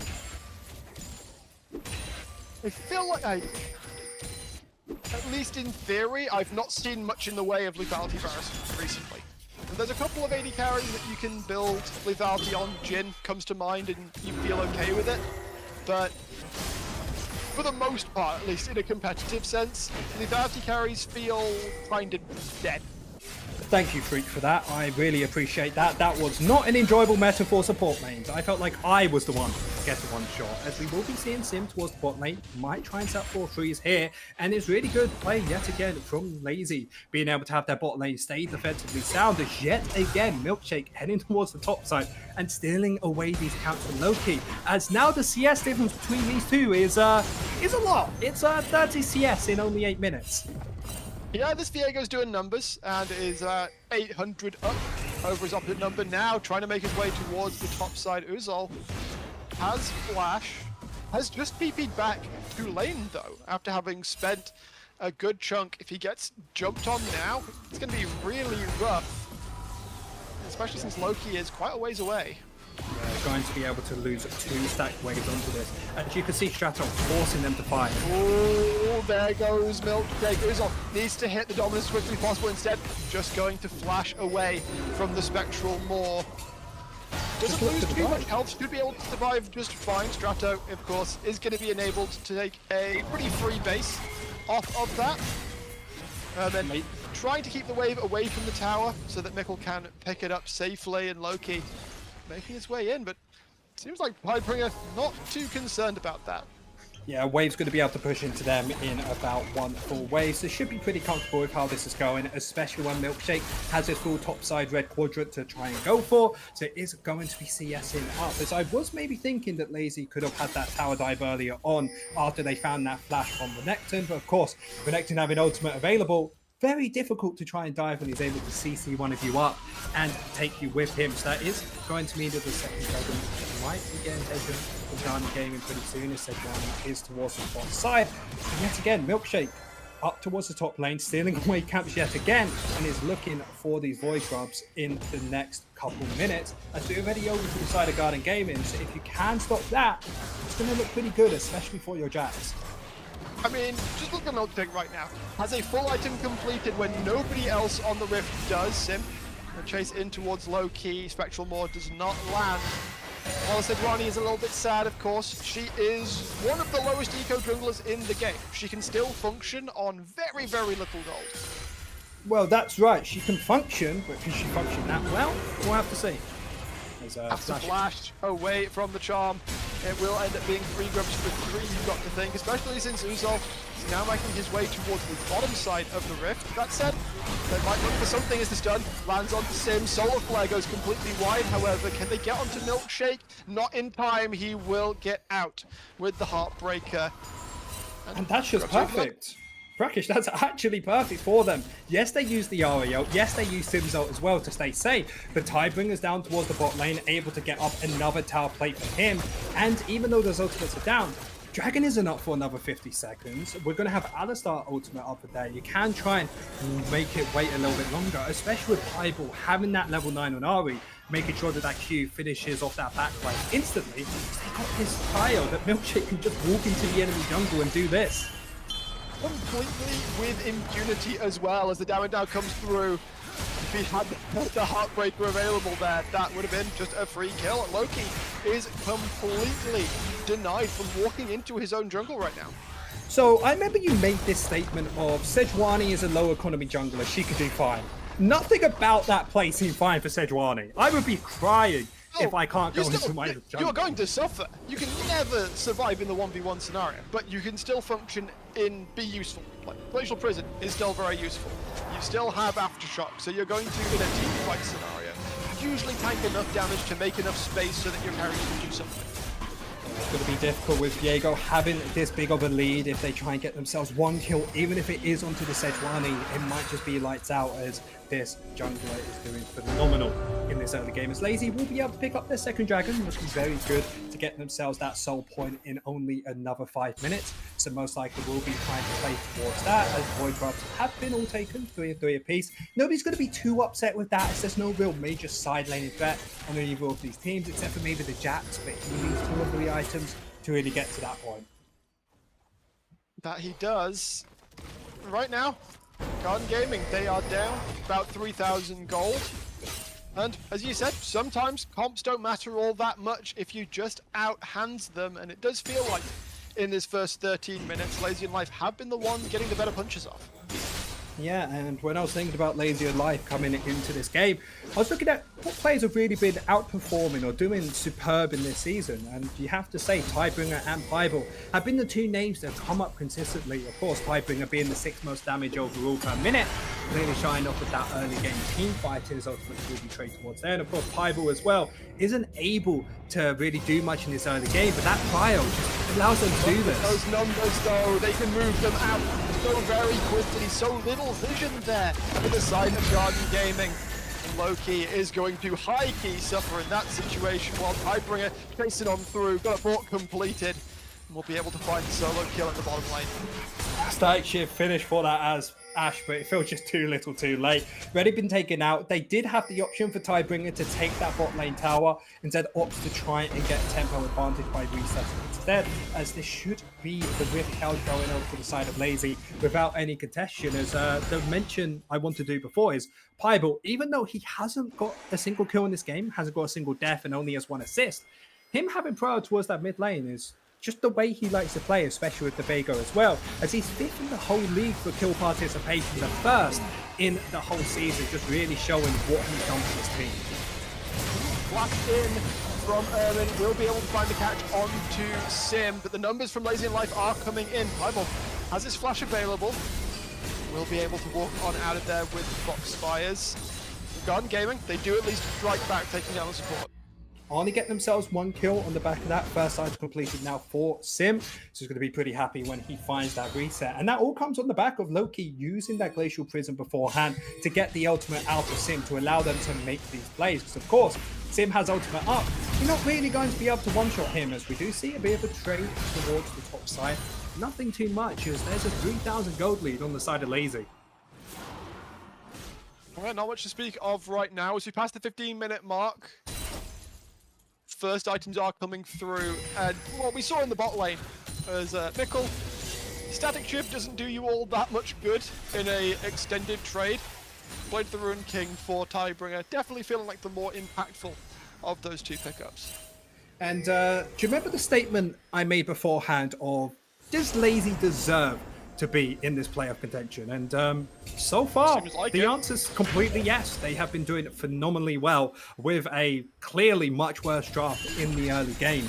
So we'll just have to see if they're able to capitalize off this, because there's plenty of opportunities for Garden Gaming to get back into this, have plenty of pick-off potential. They have the Crystal Arrow, they of course have the Ultimate Command, and of course the Sejuani Ultimate as well. I want them to start looking onto Tidebringer again, as he has no flash, has no cleanse available either, or even flash onto Milkshake. Get yourself that 350 gold shutdown onto somebody that's important to your team. I feel like Garden Gaming are straight back into this game. I'm also kind of surprised at how quiet top lane's been. We talked about Uzol as kind of the person we look towards from Garden Gaming, but as you rightly said, as the Renekton, like, he's fine on a side lane as the fight is going to break out. Flashes burned both ways around. Dominus from Uzol could look to try and chase this one in. Ruthless Predator is available, but trying to chase through might be a little bit too difficult. Loki looking to try and make something happen here. Can get the stun off, will be able to land it. Can he secure the kill? Trying to get the permafrost stacked. More hits would do it. The autos, the healing will be too much Loki not going to be able to pick it up. In fact, might just die to the tower. As the tower goes down in mid lane as well. Sim looking to walk in with this one. One tower has already dropped half the health off the tier 2 as well.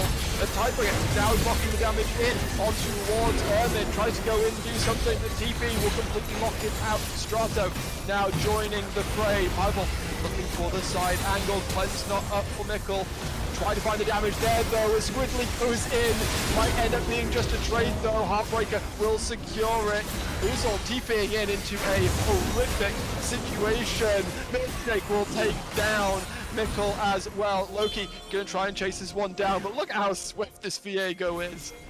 Yeah, it's just absolutely just falling apart from Garden Gaming. As they can't even go towards the enemy jungle. They won't anywhere near that. And they just get absolutely blown up as they made the play towards the top side. They wanted to play for Uzul, the strongest player on their team statistically wise, but they're just not able to make the play happen. They have to force it on towards the Jacks. That doesn't even work out. And with a numbers disadvantage, they absolutely capitalize on the side of Lazy for Life, getting that mid lane tower, picking up a double kill on the back of this is Milkshake 6-0, 171 CS, has over 100 CS more than Loki. Flame Horizon. Just yet, but very close to being Flame Horizon. And we also now see we are on the Infernal Rift. Milkshake at this point in the game has plenty enough damage to take that Drake down solo in an expedient fashion. Now we're looking another 5 minutes time, 23.5 minutes. It's the time that Garden Gaming are going to be forced to fight for the Infernal Soul that if they lose it, might just be curtains for them. And how do you even try and make a play before this? You try and make a catch onto Ari, easy as a dash out, even the Heartbreaker onto Milkshake. 2.5 eyes completed for him, and AD carry Tidebringer now has that flash available. Really difficult to do so, but they have to make a play. Renekton, no teleport, no flash, but can get prior towards the top side. So the main thing I'm trying to think is if you have Renekton, get him to have prior towards the top side, make sure that Strato has to contest that as he doesn't have teleport either. So you have that first move, make that 5v4 opportunity possible, and just look for a pick. You have the opportunity to do it, you just have to find it. Stepping up the mid lane right now, trying to find said opportunity. They are continuing to lose things across the map. Stratos just took the tower down in the top lane. In fact, I think he just ulted for wave clear, which is kind of Chad. I mean, isn't that the coolest thing? Just be like, hey man, I don't like this wave anymore, you're gone. If you're a minion, that is like the biggest compliment you could ever have. Being like, you voted for me? Thank you. At least that's how I would feel. Making disrespect towards the champions on the side of Garden Gaming. Yeah, I even need this. Well, I mean, as a minion, you feel as a compliment. As like a champion, you just probably scoff at them and say, take it. It's a bit like when Lux ults the wave. Those minions are like, wow, look at me. I'm the wave to get ulted off this. But we'll have to see if Pieball gets some damage onto Squidly on the side lane.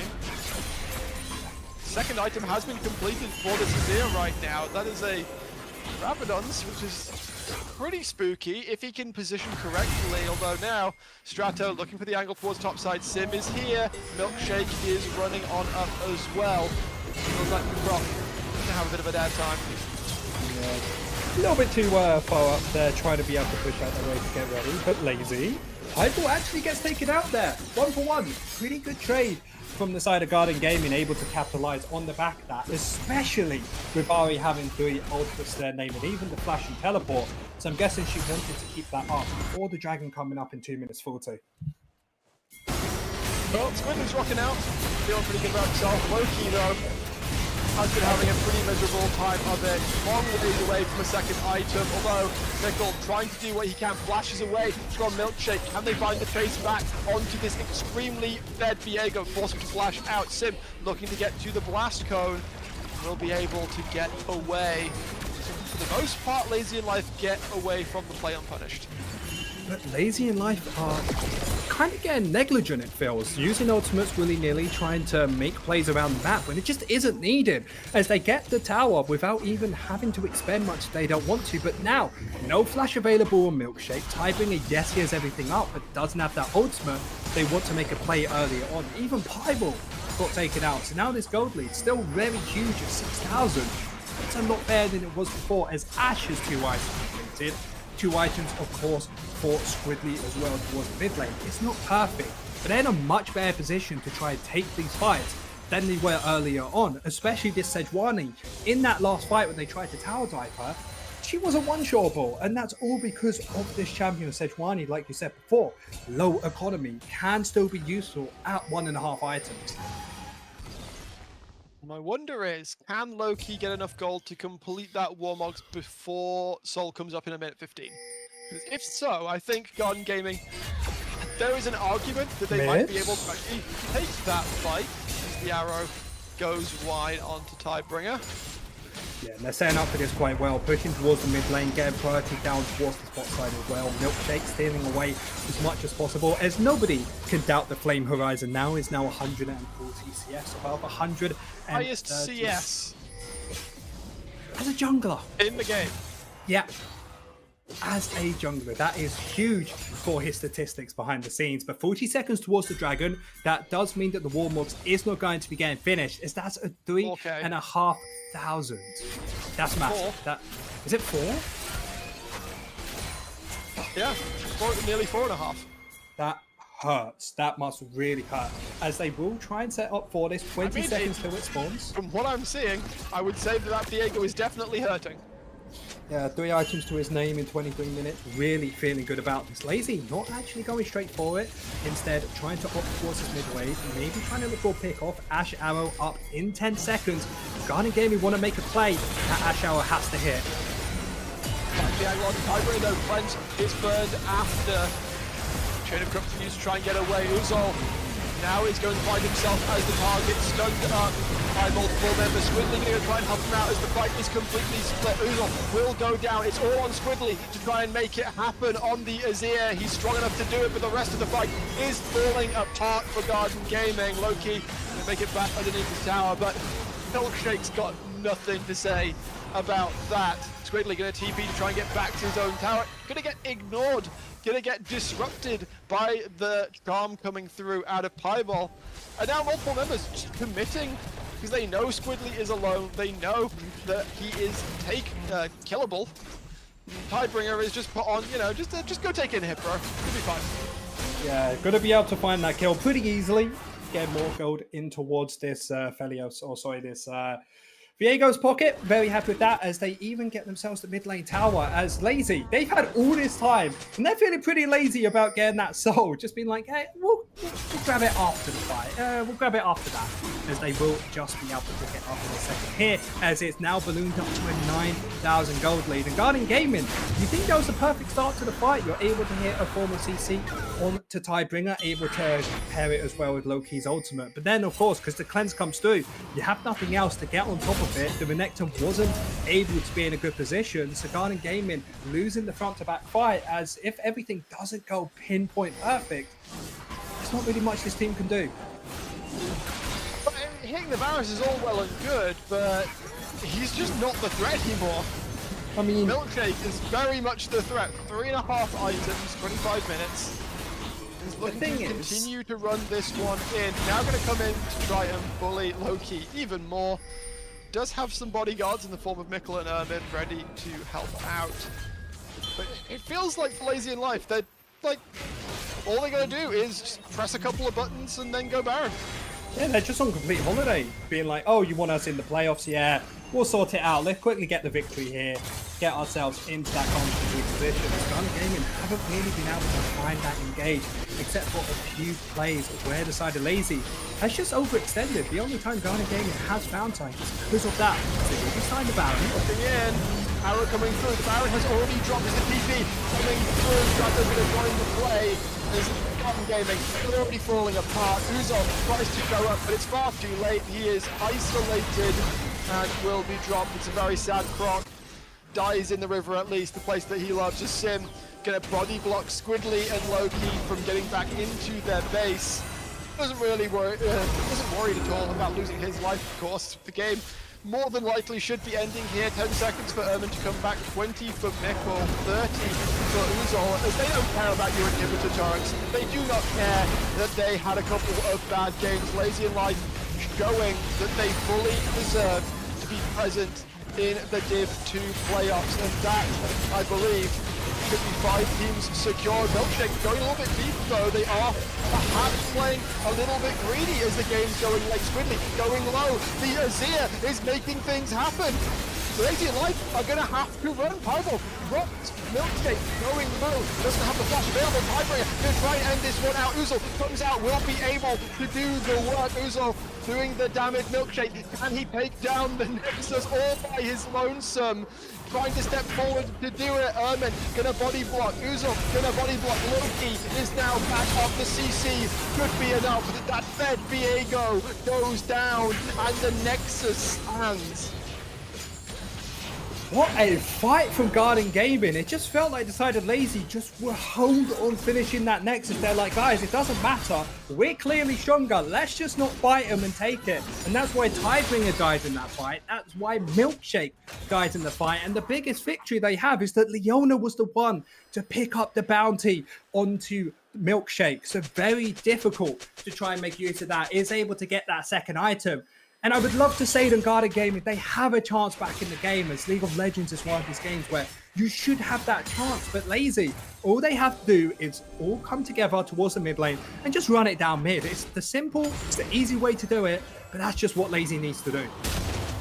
They skipped some steps, sure. They did over-aggress, lose that fight, but let's not understate the fact that they are 10,000 gold. They have an Infernal Soul. There's 2.5 minutes until an Elder comes up. I do not expect the game to last that long. Yeah, but Brackers, you need to think about, if you want to get yourselves into playoffs, yes, you could do this against Garden Gaming, but if you're going against a team like Unique, against Rich Gang, or any of these other top tier teams, if you keep making mistakes like that, when you don't have a lead, it really isn't going to work in your favor. So this is kind of scary that Lazy has made these mistakes, but yes, it probably won't matter this game. I really think it might in the playoffs.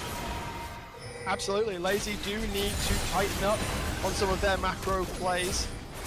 Otherwise, those better teams will eat them for breakfast, really. Lazy Life currently knocking on the last inhibitor turret. Garden Gaming are currently sheltering behind Sundisk, keeping the base safe for a little moment longer. Squidly is at 3 items. This is it, has hit his power point, but it's hard to say that it will be enough when they are this far behind. Yeah, excitement on the side of Lazy, trying to finish off this game as quickly as possible. Third inhibitor falls. If Garden Gaming got anything in the tank, it has to be now. Squidly is in. Will find Piebald, goes golden for a moment, but will be traded back almost immediately, and Milkshake can now use this to go forwards. Raptor trying to play distraction on the far side, gets bodied, but look at all of this time he is spending, able to take down Uzol, able to survive. Ermin is left to sit on the fountain into the naughty corner as Lazy in Life took them a little bit longer than they maybe needed to get there, but they will close out the game and they will secure themselves a spot in playoffs.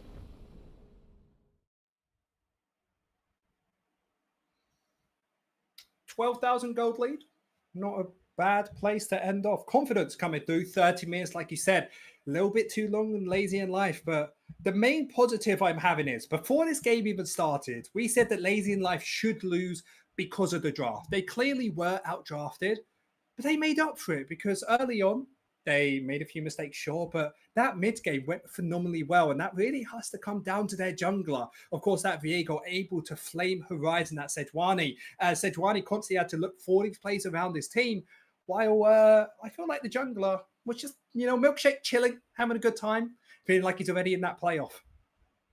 I mean, he had to show off who the better German was on the Rift today, and, well, unfortunately, Loki did not have much of an opportunity to shine. Flame Horizon, and aside of that little oopsie of dying, Milkshake was pretty damn close to a perfect game. Lazy in Life do then lock in a spot in playoffs, which means now 5 of the 6 playoffs spots are locked in. Only one of Fourth Wall, Chaos Esports, and Ruse Esports can now make it. We're going to see if Fourth Wall can do something about their chances in the next game. But before that, we're going to have a little interview with one of the victorious members of Lazy in Life. We'll be back in a few once we set that up.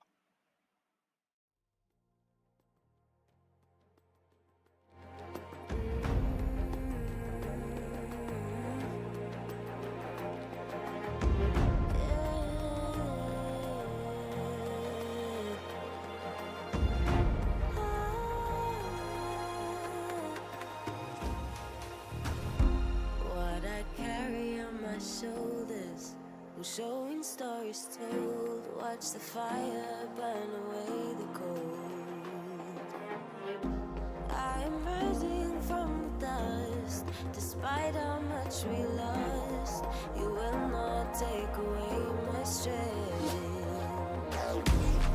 You will not take away my strength.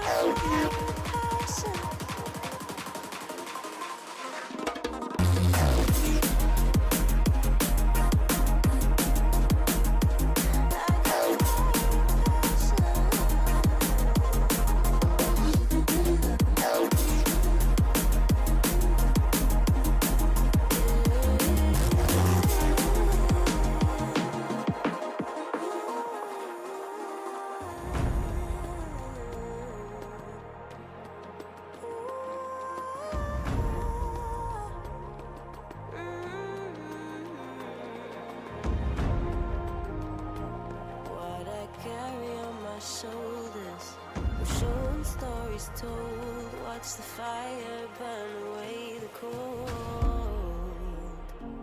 I am rising from the dust.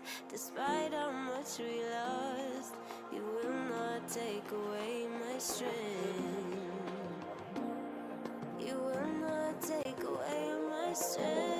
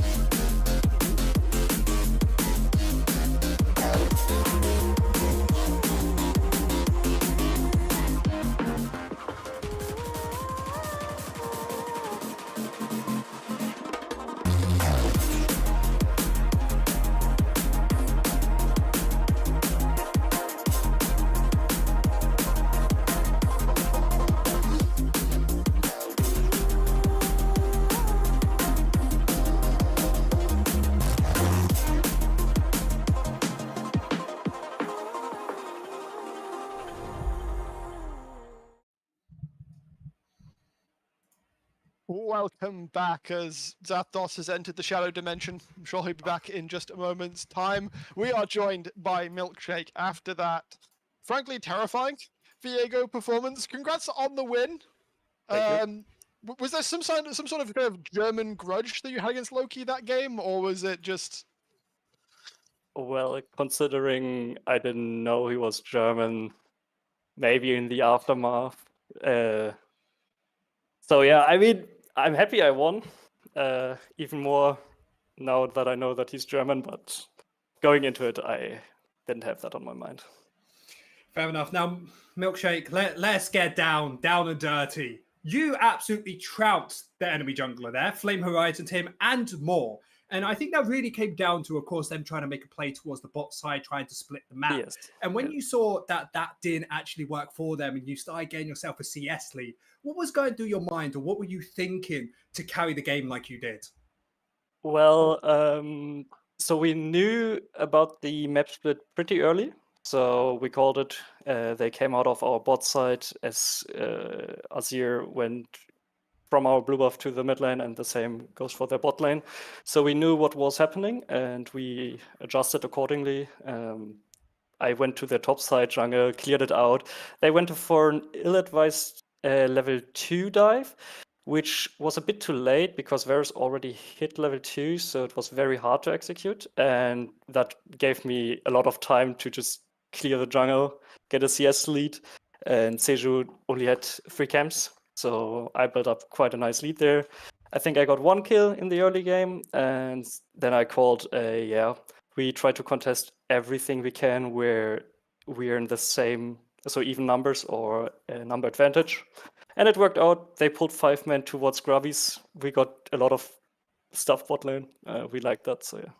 Yeah, and this game was absolutely massive for you guys. Of course, you have got yourself locked in towards that playoff contention. So you must be super excited to be in the playoffs now. And is there any team that you're scared of? Is there anything you're excited about going into a couple of weeks' time?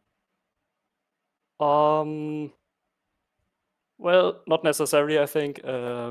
We just play our matches against whoever, and we will see in the playoffs against who we are matched up against. I think we are not hopelessly undermatched against anyone, so we have a shot at every series. So yeah. Before that happens, you've got one final game tomorrow against 42, who are currently on a 4-game win streak. How much are you wanting to knock them off that pedestal before the season ends? Not a lot. I mean, we played against, I think, them pretty early in the split, and it was a stomp from our side, and I was a bit disappointed because they underperformed a lot in that game. So I'm quite happy that they improved throughout the split. And yeah, I hope it will be a better match. Maybe even they crush us, which would be nice to see. So there's a bit of parity here. Milkshake, sorry, I'm just trying to understand. You're saying that you want to be crushed by another team. No, I don't want to. Obviously, I want to win, right? And if possible, I want to take. Scaring me. Yeah, but Milkshake, you're meant to be excited. You're meant to be like, you know what? They didn't underperform. We scared them. We are that good as a team. But I don't think so. I think they just had starting. I like the honesty. I like the honesty. He tells you how it is, Milkshake. But look, I said it in an interview when we were like, I think 4 wins and 2 losses, that we basically don't do anything outside of the match days. So I had hoped that the level would be better than it was at that time.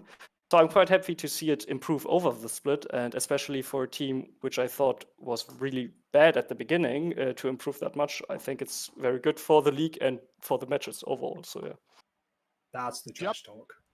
We can definitely say that. 42, looking pretty good towards the top side of the league. We will find out how your game goes tomorrow, of course. Do you want to shout anyone out before we let you go, Milkshake? Shout out to my team as always. Love them. They play always really good, and sometimes bot lane carries, sometimes mid lane carries, sometimes top lane, sometimes me. Today it was me, so I take it. And shout out to my mother, as always. Hi, Mom. Good stuff. Thank you for coming on for the interview. We are going to head to another break, but once we come back, it is the battle of the bottom as Ruza Esports and Chaos Esport fight to see who will get themselves locked into relegations. Whoever loses this has no chance left of playoffs, so they've got all to fight for. We'll be back in a few for that.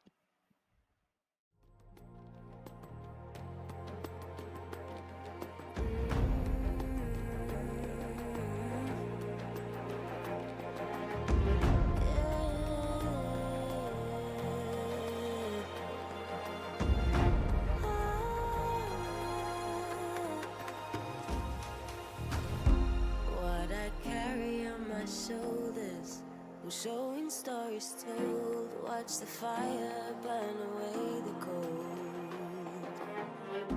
I am rising from the dust, Despite how much we lost, you will not take away my strength. You will not take away my strength. No.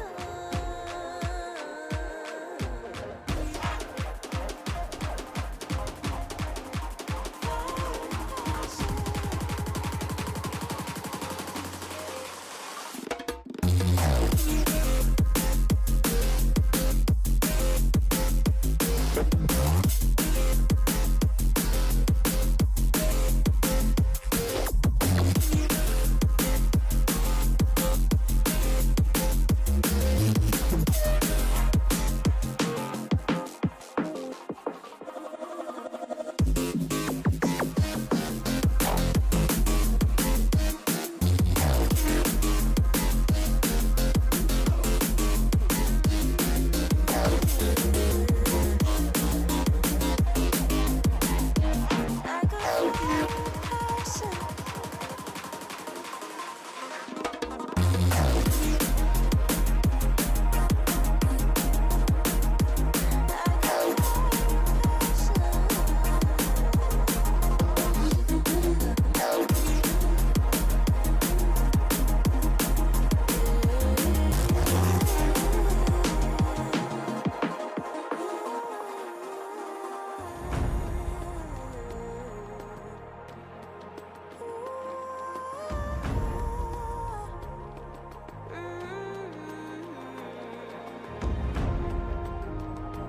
What I carry on my shoulders, I'm showing stories told. Watch the fire burn away the cold.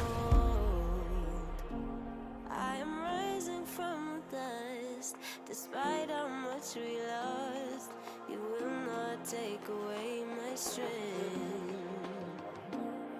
You will not take away my strength.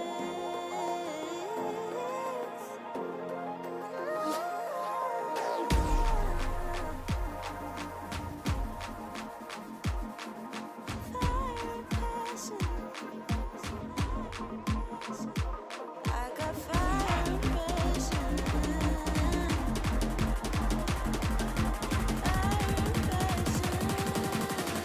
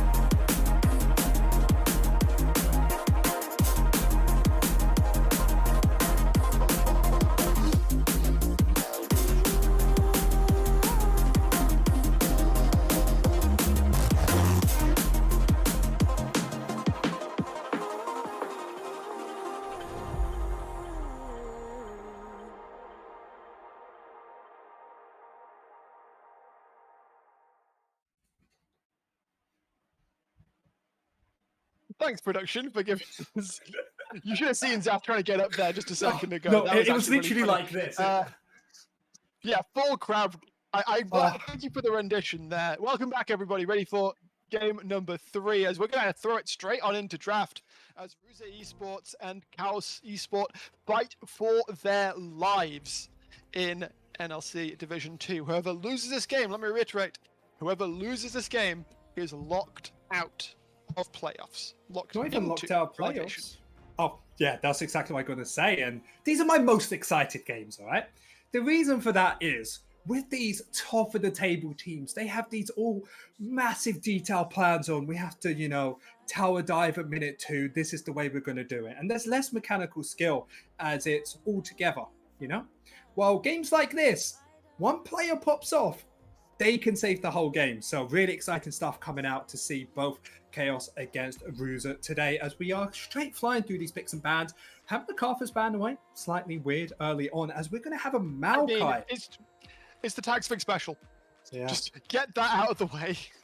Yeah, don't want to give them sight that they are very comfortable in, as I'm quite surprised about this Maokai getting locked in. Of course, can get flex towards the jungle or the support role, and even maybe towards the top lane, but usually doesn't happen, as we will see a response from Ruza. I'm expecting not optimal drafts coming out from these teams, just more comfort when you're in this sort of position, as we will be having that Kai'Sa, Leona locked in. I'm expecting most likely Chaos to pick up their support here as well, put that Maokai towards the jungle, as Maokai doesn't really have to punish time into that Leona, so whenever you W up towards her, she just Qs you, and you just kind of get one shot by that combo.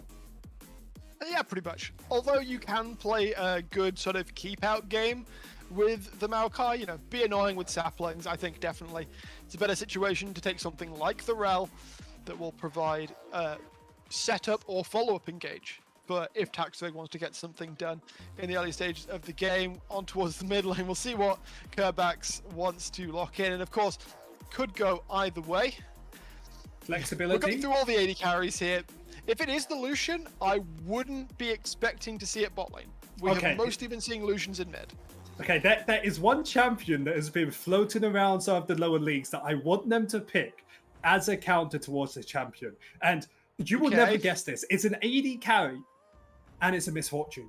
Misfortune counters Lucian mid. I thought you were going to make me guess there. I was like, oh, No, right, okay, sure. You weren't going to get that. But no, I mean, MF is, yeah, theoretically really good into the Lucian. She just couldn't play from outside his effective range. Combos with the Rel or combos with the Leona as well, able to find a very good matchup. So I'm actually a big fan of. Imagine if that Kai'Sa was a Misfortune in this comp, or maybe even that Vibe, of course, stops the flexibility from Kai'Sa, who can still go towards that mid lane, as Vibe will be locked in from the side of Ruza. Very easy point and click CC, so both teams having a form of that. So when they want to go in, there's no real way of saying no to that, as we will be having the second ban phase come through. Ash getting taken off the board, very good in towards that Kai'Sa, has the crystal arrow to help with engage opportunities if they need to. As with that Talia getting banned away, I'm expecting Ruza most likely to try and pick up that Ari, as it does get countered very easily by that Talia. It is something that Anibot could look to work towards. We'll see, however, what they want to choose to look and choose to prioritize. Of course, they do have the wonderful mercy of trying to prioritize one of their side laners. Yeah, we'll see whether it is going to be. I mean, we need to point out as well that Hyper, a champion that in the UK scene, if you've been around for quite a long time, is a prolific Aurelia main, and well, you kind of need a very specific environment for her to work out. So, Anibot is going to be given the Azir to work with this game. Yeah, very safe towards that mid lane. Is going to be able to scale up very well, and also combos up with Panda's Vi very effectively. Now we'll have to see if Chaos has a weird counter pick towards it. Assassins, of course, always good in towards these AP mages, but it's going to be lacking a lot of AP damage unless they get towards the top side.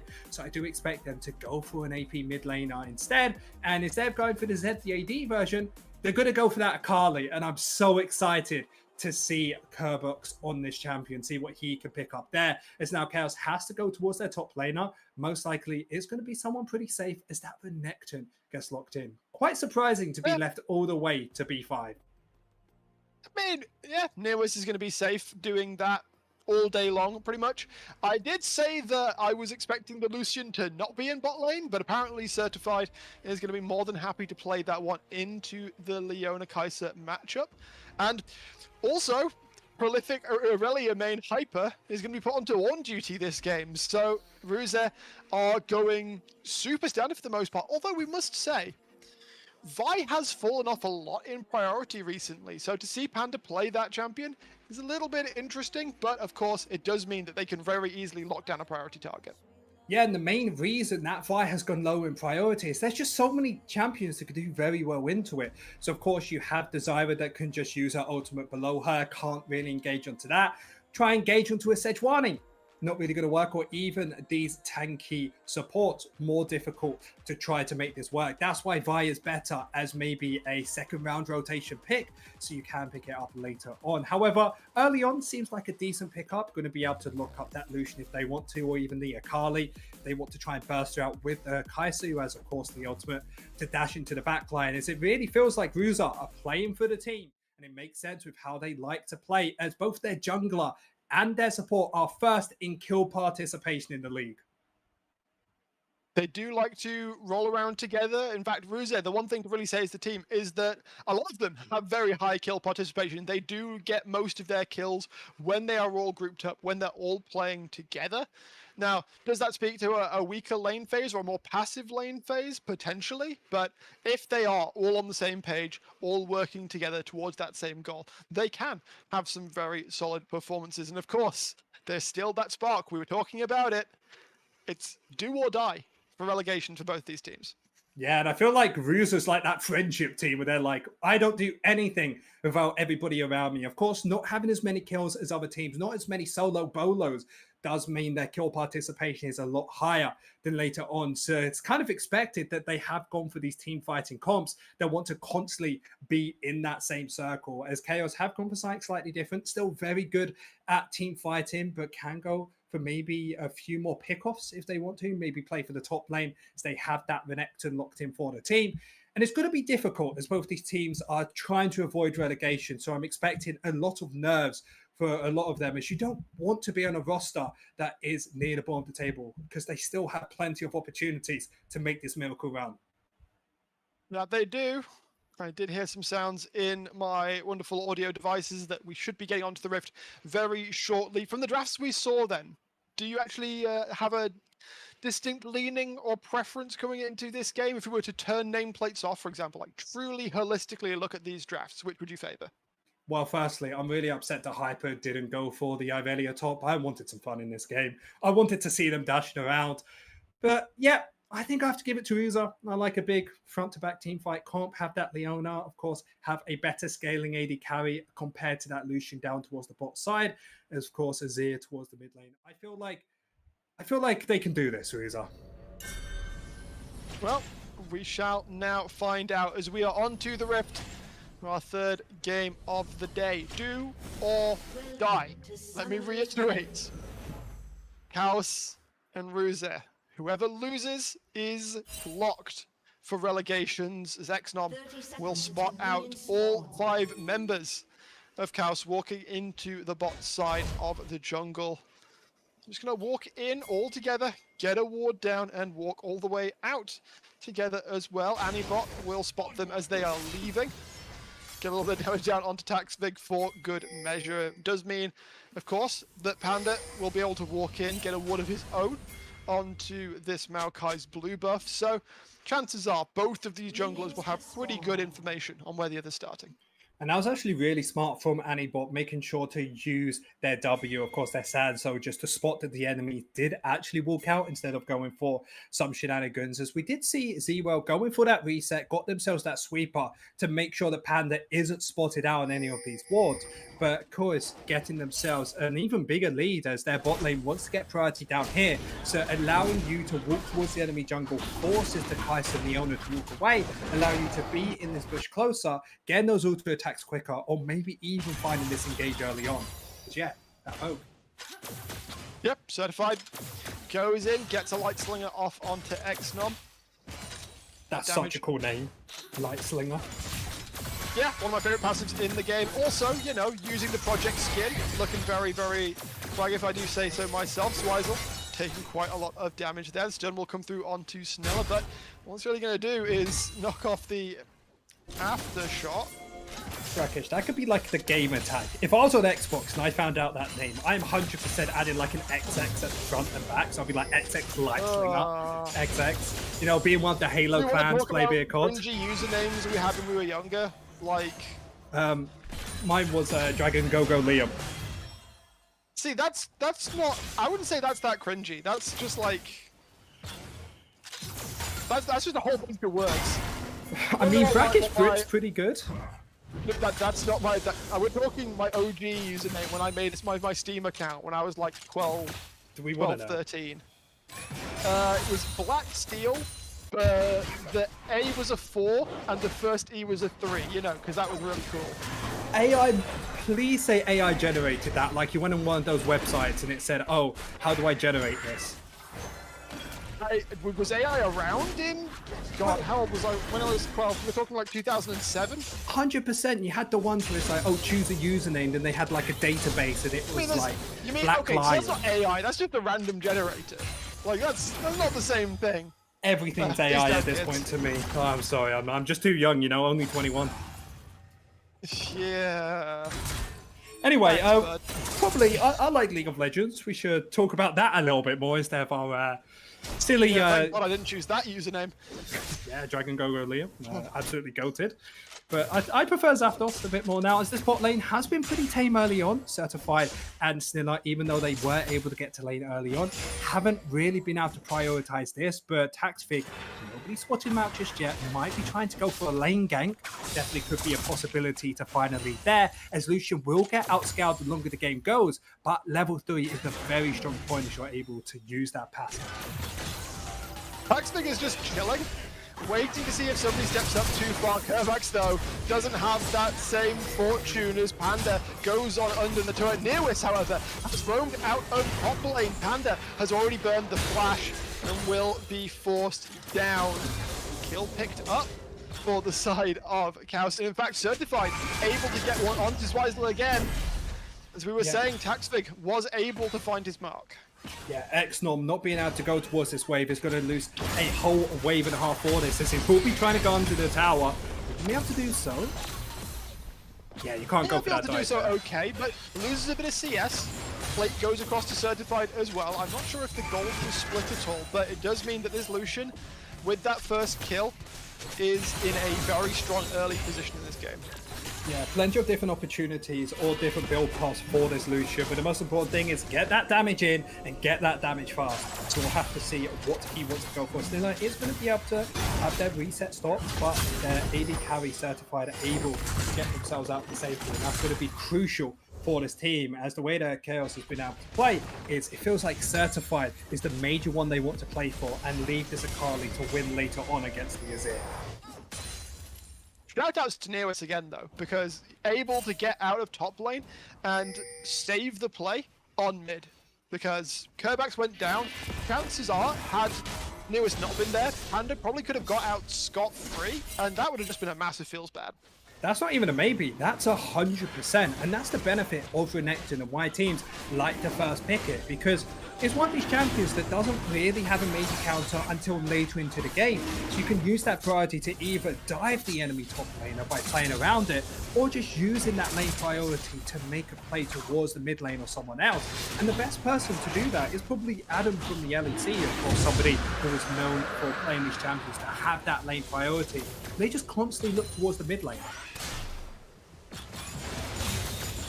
It's interesting to see a situation where Certified is left alone bot lane as the Lucian. Like, obviously you can clear waves just fine underneath the turret, although I'm a bit worried of a dive. Snilla will return just to ensure that Certified's doing okay. Obviously he's keeping up pretty well. A nice early pickup of a BF sword is going to certainly help out his damage a lot.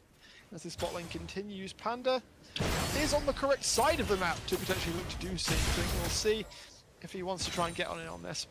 Yeah, and the big difficult thing is, you talked about Lucian can't be left alone bot lane. You have to play for them, even though you want to go for the Void Grubs as well. So the best option was to maybe rotate your bot lane towards the mid lane, so then you can have everyone together to contest the Void Grubs. Now you're in a position where you can just get engaged them. But Snilla just notes Zweifel's engaged. Snilla is also pretty damn tanky. Panda, after using the cease and desist onto the Rel, kind of a nothing burger, really. Like, Certified is healthy enough. Snilla doing not so bad for himself, and in the meantime, Taxvig gets those grubs. Yeah, Panda was just waiting in that dry bush, but it was just too far. So when the owner found that engage, the secondary engage was an instant. So of course, Side of Chaos is able to slowly kite herself backwards, Certified able to deal a lot of damage. As well. Gonna go in. Can they find the angle here? Emperor's Divide comes through, but Anibot will drop. And Panda is in some trouble as well now. No flash. Tries to use the Bolt Breaker out, but the flash from Nearwis again, roaming out of the top lane, leaving Hyper. He says, yeah, bro, you can forge some items up there. I'm going to be doing some stuff in the mid lane. Yeah, Leona dies on the edge of that play as well because they went for the play earlier on. It is only at 300 or 400 HP. So, of course, with that curtain call coming out, Chaos able to finish that kill. Really well played from the side. There's Nihus. I kind of want to give him MVP so far. Constantly down towards that mid lane as he saved one play earlier on and he was able to find a kill in the secondary play. So constantly around this map and showing that even if you don't find your victory through this top side, making roams like this can really open up the map for your team. See Taxfig right now. Mostly been killing, has been able to find a couple of great plays though. Nearest still making great use of movements across the map. Swivel is currently sat towards the mid lane, maybe try and help Anibot out a little bit just to shove this wave in towards Kerbax. And do you know what makes me really upset? We had this like whole storyline of how Ruza was this team who all played together, everything, you know, we're a team here. But it seems like it's the complete opposite. Chaos seems to be the ones that are playing together, especially Nihus, being the one to always come down. It feels like this team are the ones to want to always be surrounded by each other. They're certainly acting more coordinated in this early game, at least. We've got 2 minutes until the next Drake comes up. Of course, Ruza were the team to secure that the first time around. The way the bot lane's going right now, at least, Certified very strong. Just going to throw out the culling for some poke damage, and Zweisel will be able to absorb the worst of it. Yeah, trying to force this wave under. No ultimate available from Zweisel because he died earlier on and lost some XP for that.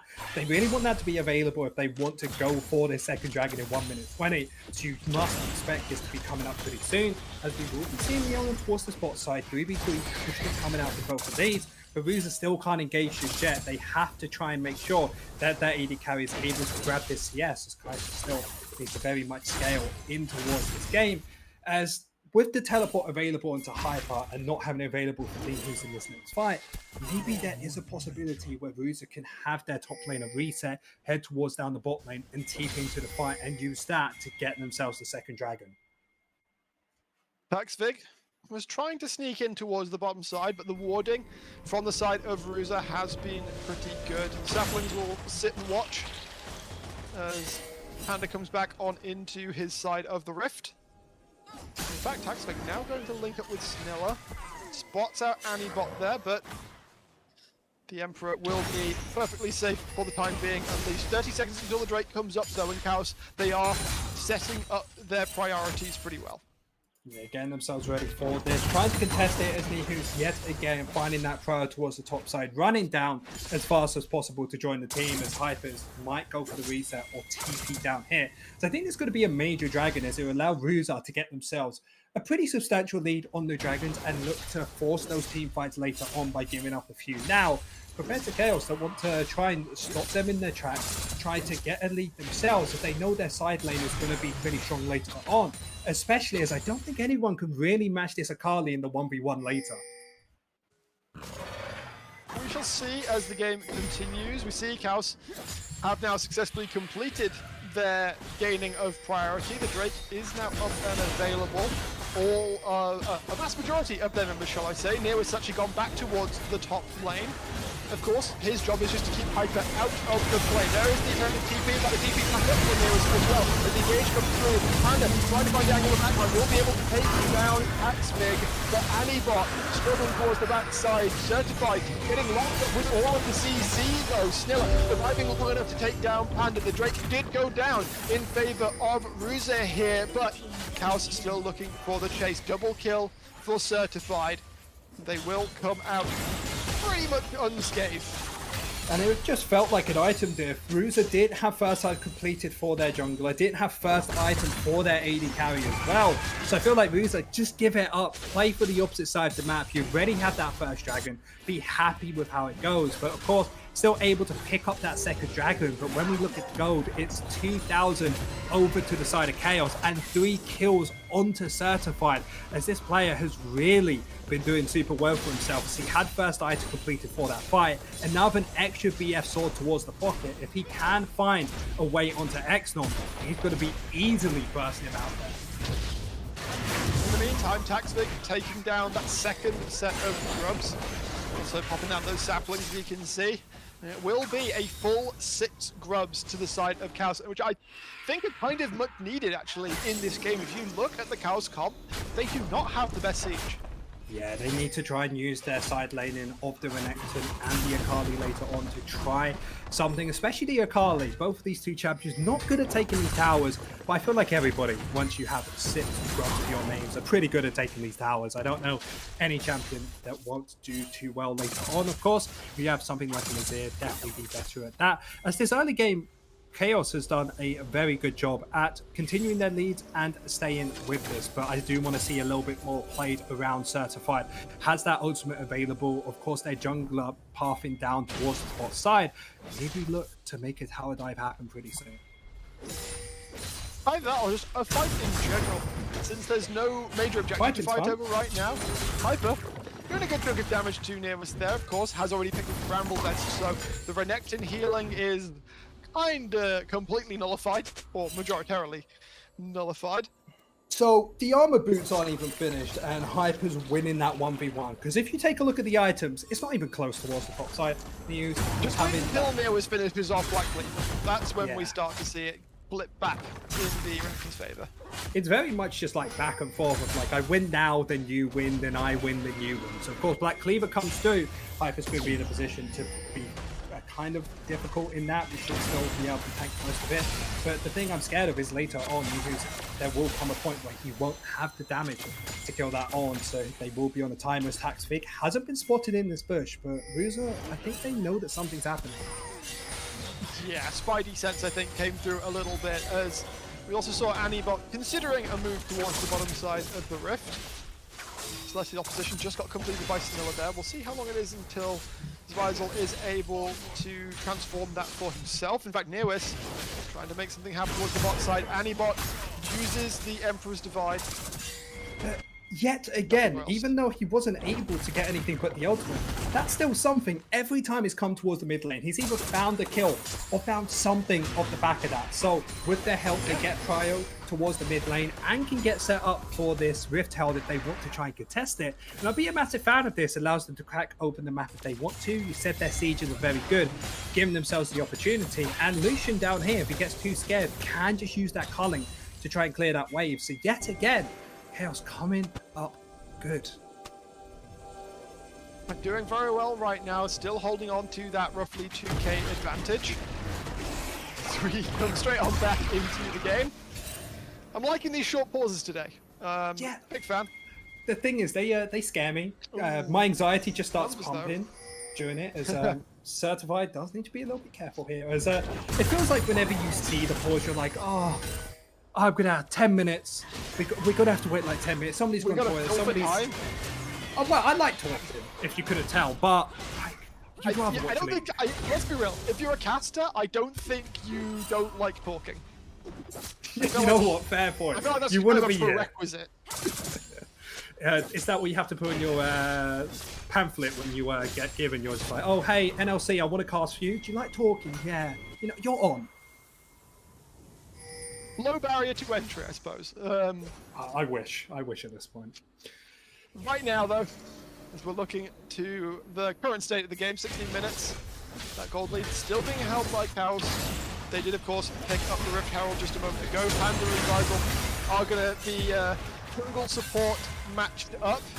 Hyper and Anibot, however, are also here. Ruza, if they're able to pick up a soul point at this 16-17 minute mark, that would be a great way back into the game for them. They have all of their members here. I think Kaos, if you're stepping in here, you're going to need a TP out from Nearwis. There it is.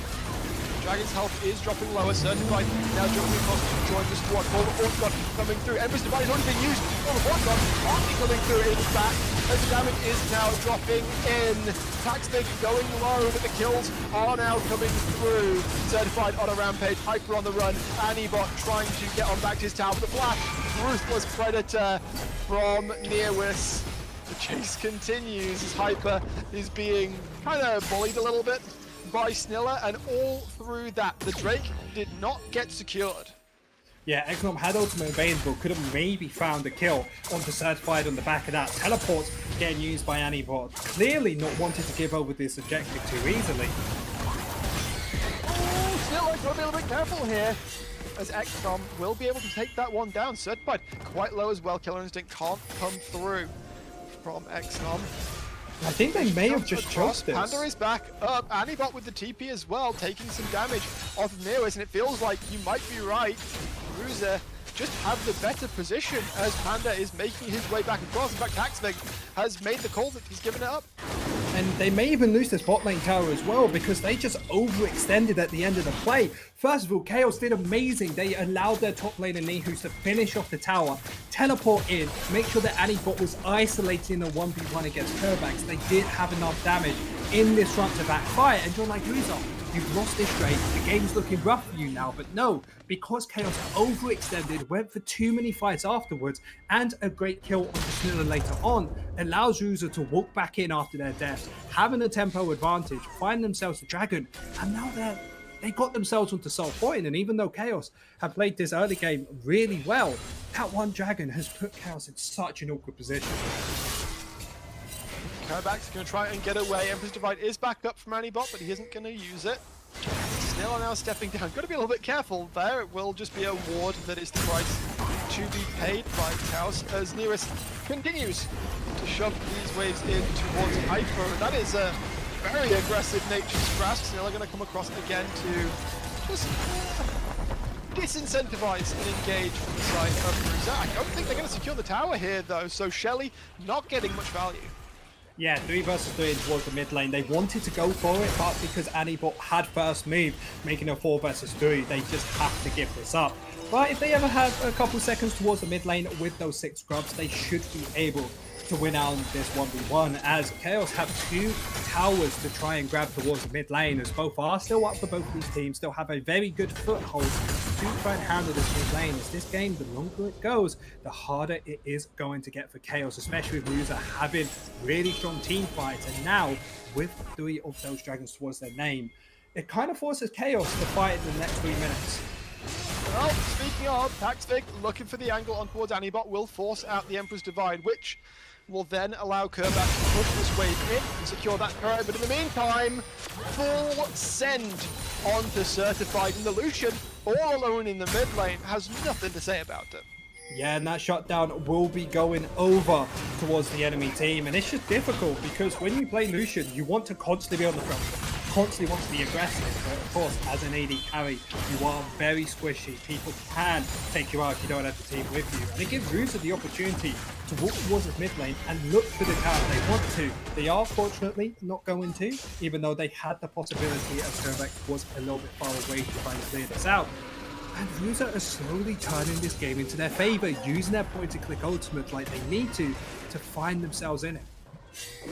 And you're talking about how Chaos felt like the ones who were playing as a team better, but as the minutes have worn on, it does feel like that Ruza identity is starting to shine through. We see good coordination between Panda and Zweisel to make that play happen. We see good coordination across the board just to know what Chaos are up to and roughly how to exploit that elsewhere on the map. Yeah, Panda been to do with 4 out of the 5 kills. The team has had 3 kills for the Leona out of the 5. So whenever there's a play happening, they are constantly around it. And now that the game has got longer on, you expect them to have even better kill participation here. As yet again, Rudes again push towards this mid lane, and Chaos, they need to just keep pushing. Keep going for these outplays and looking to see if you can do it. As Kerbax, with those 1.5 fights completed, is going to start feeling pretty good against this Azir, as they have 1.5 minutes to try and find a pick-off before this fight. The question I have though is, how is Kerbax going to fare in these later game team fights? Because Akali needs to navigate her way around a cease and desist, an Emperor's Divide, all the Forge God, all of the Leona CC. Like, feels like she's just gonna have hard time just as a champion in general. Completely. She needs to try and isolate somebody on the enemy team. And the reason that Chaos was able to win that fight for that third dragon, even though they didn't grab it, is because Anibot was isolated by Kerback. So yes, with these 2 items completed, if they can do that again, Akali can feel pretty good. Otherwise, with a front-to-back team fight, Ruza will be winning out. So we will have to look if Anibot is going to miss position to give Kerback that opportunity.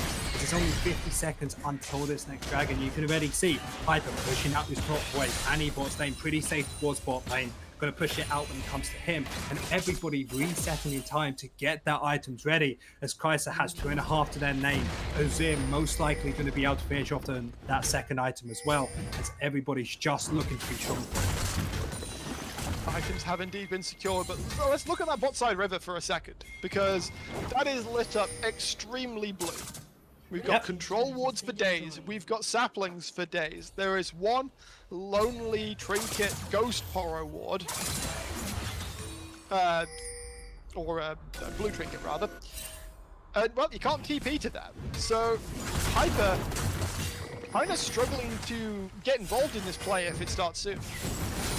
Yes, Nilla is actually heading towards the bot side to make sure that he can help Nihus and clear out his vision, which actually gives Ruza a possibility to maybe head towards this dragon if they want to gain priority, as Taxfig has stacks it up, but no one's there with him. They are just going to try and do it off vision.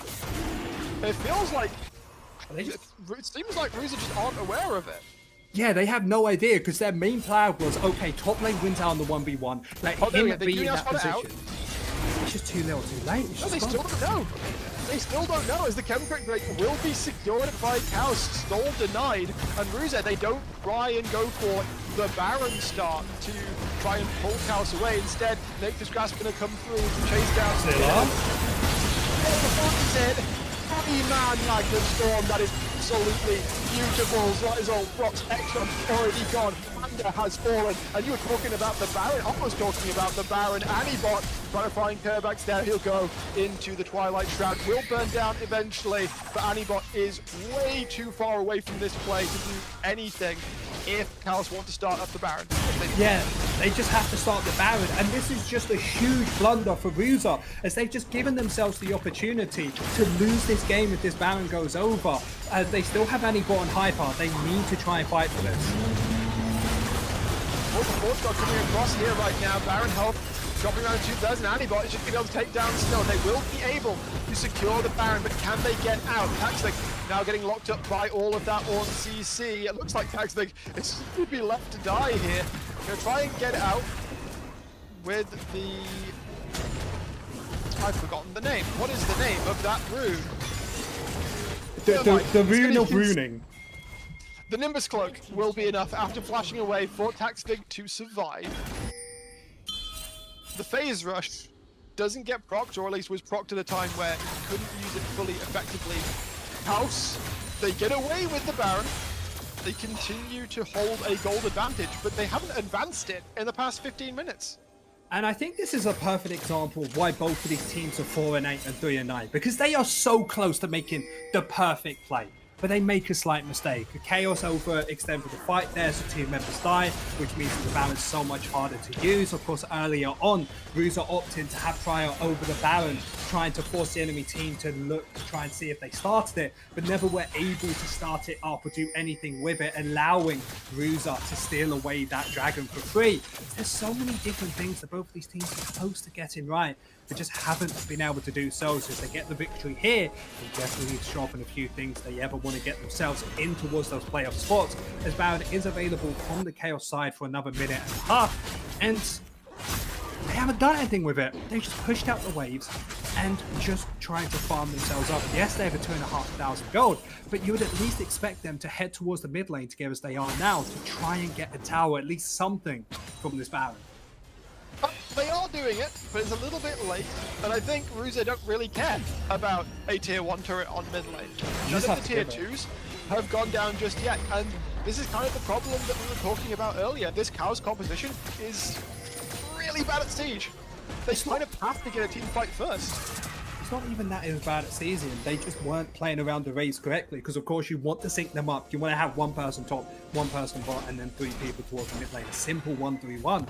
But it just took them too long to get themselves online, allowing Ruser to clear up these waves. And even though their mid lane tower fell, they're kind of coming back again with that Azir having that tower available. So if Chaos want to try and finish off or get themselves in a better position, they still have to fight for another dragon in 1 minute 30. Snow and Taxvig kind of playing bodyguard to Kerbax in the top lane. All of those bodies just to make sure that the Akali is safe. Meanwhile though, Horn ultimate coming across. It will catch on to DP is coming out. Certified as being caught and obliterated, however, on the opposite side. Kerbax is going to look to try and make things happen. There's a perfect execution now coming through. Can he get it well? The Kaiser will drop. The fight could now be a fairly front-to-back affair. Taxvig dropping low. Anibot will be able to secure that kill. The chase down is still muchly in the favor of Chaos. Anibot will be able to get away. Hyper has to flash. Chaos will relent for now. Again, a 3 for 2 with Chaos advantage. Could have been very bad though. Yeah, Ruser were the ones to go for the engage. They wanted to take the fight as they one-shotted Certified, but Exnom dying or practically dying in that fight, only being 200 HP up, and Anibot towards the top side took the whole fight to get in there. So they were practically 4 versus 5 with one of their main carries out of it. So of course Ruser are going to be losing that, and now it gives Chaos a position to have that first move, get themselves prepared for this dragon by having the numbers advantage, as I do expect them to be able to win out on this. But we will have to see as both of these teams looking for another fight. We won't have any bots ultimate up, but the rest should be. 5 seconds until this next chem check. Drake spawns onto the Rift. Vision inclusive, shall we say. Kerbax has a potentially very good flank angle. Also so split. All of the members come in, shoot damage from all sides. It's fish in a barrel as Ruser are getting belted. It's a double kill for Kerbax, makes that a triple as the chase continues to come through. Exnom will drop as well. That is a quadra. Anibot has made it out and away towards the bottom side. No Penta today, but Chaos will take another fantastic fight off of another stellar Magnet Storm from Snilla.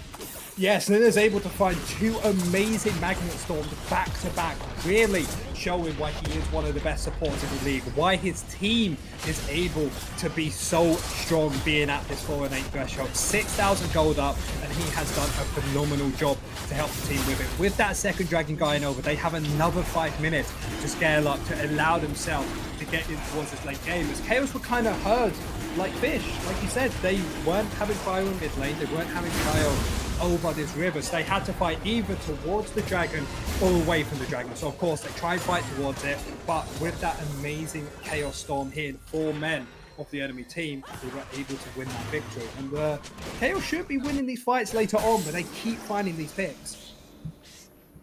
Right now, with those second pickup of the Chemtech Drake, we'll look towards the Baron now. 30 seconds, coming back up very, very shortly. Let's have a look and see what we're dealing with. No flash on Nearest, no flash on Taxvig. In fact, there are no flashes at all on Chaos. Panda still has his, Anibot still has his. So to start it up as Chaos would be a bit of an ask. There are double teleports as well on the side of Ruser compared to 0 for the Chaos roster, so I'm expecting them to make a play even now around the Baron or go for the reset, allow Akali to clear out this wave, but then make a play afterwards, as Akali's TP will be up in the next 30 seconds, so I expect them to keep it a little bit calm until then, try and clear out the vision, as there still is a red ward on the side of Ruser around this Baron pits. They will be able to spot out exactly what Chaos is doing, as Ruser, they only have 2 more opportunities to finish off this next dragon, to get themselves in the position to win out on these team fights, but it's seeming so difficult to do so as a Panda. That was very scary. Looks for an angle, but won't be able to find a satisfactory cease and desist angle. Instead, they will force Chaos into the middle lane. they look to continue to contest for the Vision. Neowis pushing out the top lane. The Renekton all on his lonesome though. Ruza, it would be a relatively easy thing to step up and deal with this Renekton. That's why we see Chaos chasing them into their jungle. They do not want their Renekton to drop down. He is 3-0-7 right now and has been a large proponent of their wins. Yeah, massive component to their wins as the on items have been coming through. Level 17 for Hyper has been able to do every single item. As Nihu's going to be okay towards the top lane as Anibot's hit the position where he has 3 items, on item upgraded as well. This Azir packs a punch. Oh yes, and with the on-upgraded Nash's Tooth, especially, the extra attack speed it gives is going to be very, very nasty. You've got to remember now though, look at those items. Ornaments completely distributed, hyper level 17. So you can effectively count this golden lead as moot. There's an extra 1,000 gold worth of stats on each of those upgraded items. So that's why this game has felt so close at us, or at least at this point, it effectively is, because the golden numbers don't tell you that. But Yeah, Chaos are only 1,000 gold up. If you add the on item on top, only 1,000 gold up. So really not as much as you expecting as Renekton will have first push towards the bot lane. Ruza trying to force out that teleport by starting up this bound. They kind of made the start of the fight here. They're looking for Eva. And yeah, they're going to be starting out for Sleepy comes through. behind, actually puts it going down on Strigel, the ultimate will come across.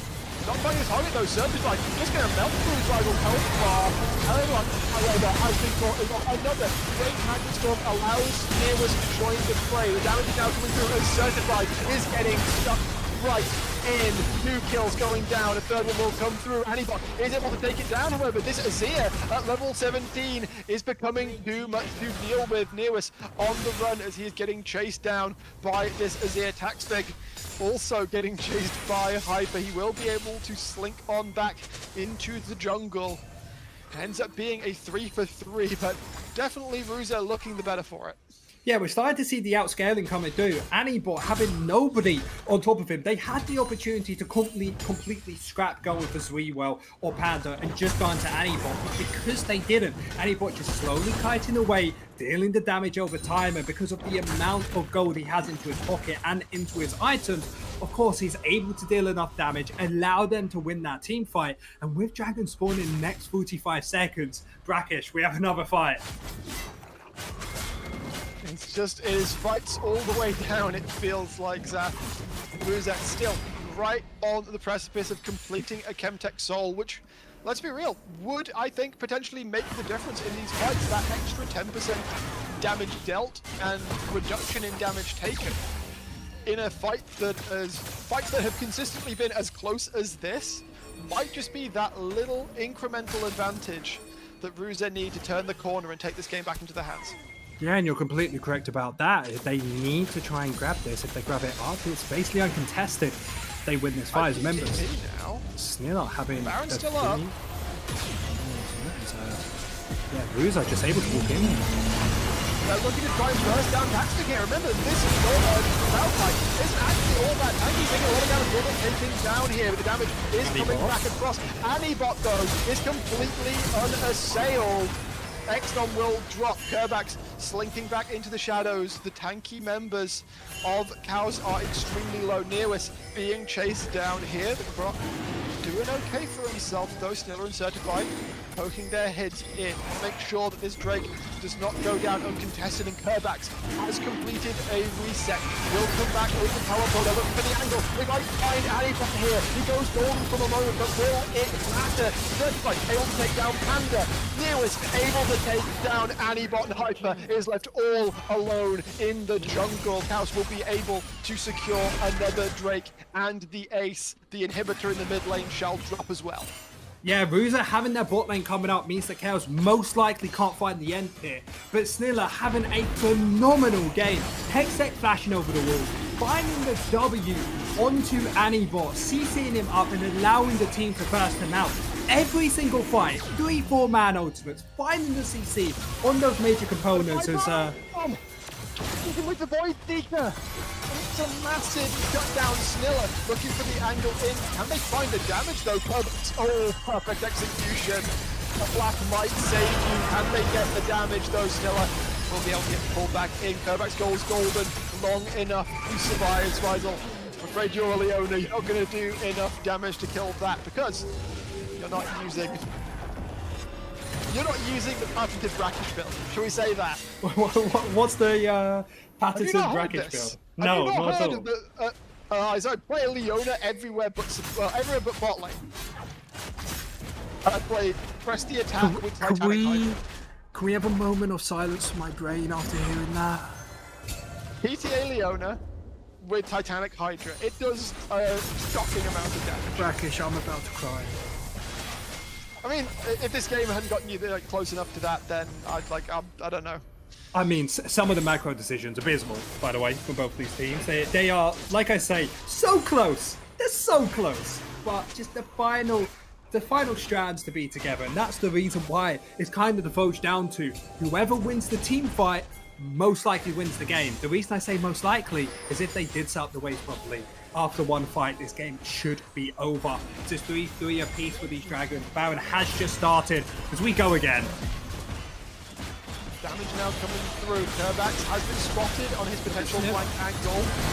And is looking for the angle in. Stella again finds the flank angle. Before the fourth god comes through, Chaos will be able to secure the Baron. And Ruzar are on the run. Kerbax doesn't need to go in. They don't need to look for the fight here. A Baron again secured. The gold leaf for Chaos has started to grow. It is up to now 8,000 gold.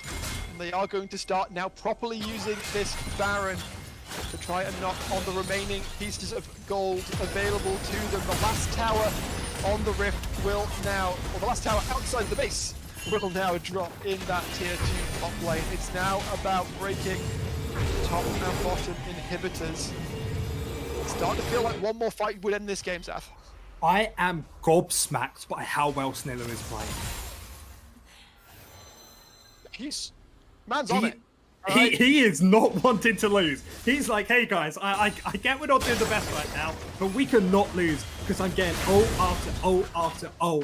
Dragging up in 2 minutes 20 is going to be soul point for one of these teams when it comes up. It is going to be that Hextech Soul, even if you see that mounted sign in your top left-hand corner, and they will be opting towards this bot lane tower. There's no shenanigans going on over 104, just 5 people bot lane, push out the mid lane when you need to, and just play around this vision. As you know, when Sniller is able to find that flank engage, I think they can do it. We'll have to see if Chaos is able to finish off the game with this ban and with the next dragon. So this dropped by Anibot to delay the push coming out from Chaos here. We see Xnom put into the mid lane to deal with the wave that Kerbax is shepherding into him. But yeah, right now, the main thing, Sunlight has to flash away. In fact, Anibot has to flash also as the fight starts. It is not clean by any means. One of the main damage dealers is completely locked out of the fight. Taxley flapping to try and get away. Nearwis now looking to play bodyguard. As Chaos are far too low to continue fighting. I think Anibot was hoping to get a sweep in there, but he wasn't able to find Certified after the flash. Yeah, doesn't have that Zhonya's available, so can't go for those big 1v9 plays in towards the backlines. He is going to die for that. And of course, being the main damage source of your team, you aren't able to do that.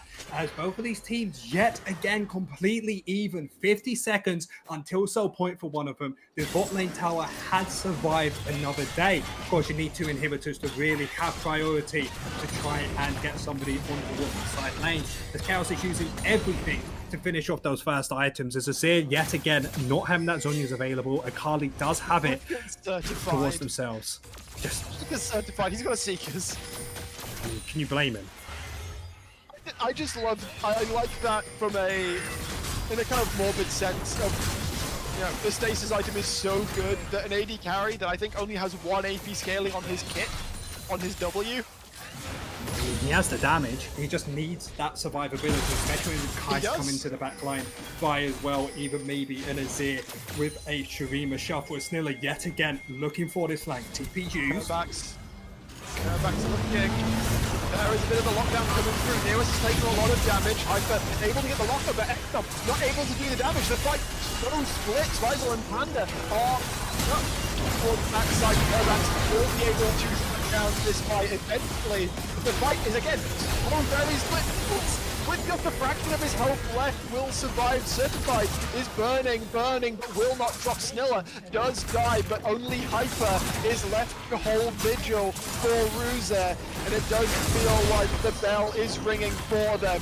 House breaking on into the base. Hyper will fall, another ace, and after 42 minutes, House will claim their win, and they will force Bruiser into relegations. They're not out of the woods yet, though. They still have another game to play.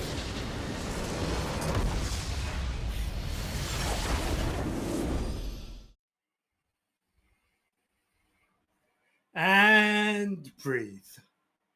What? No kidding. Okay, that should be the last game. I'm. You do the outro. I'm sitting down. No, I mean, okay.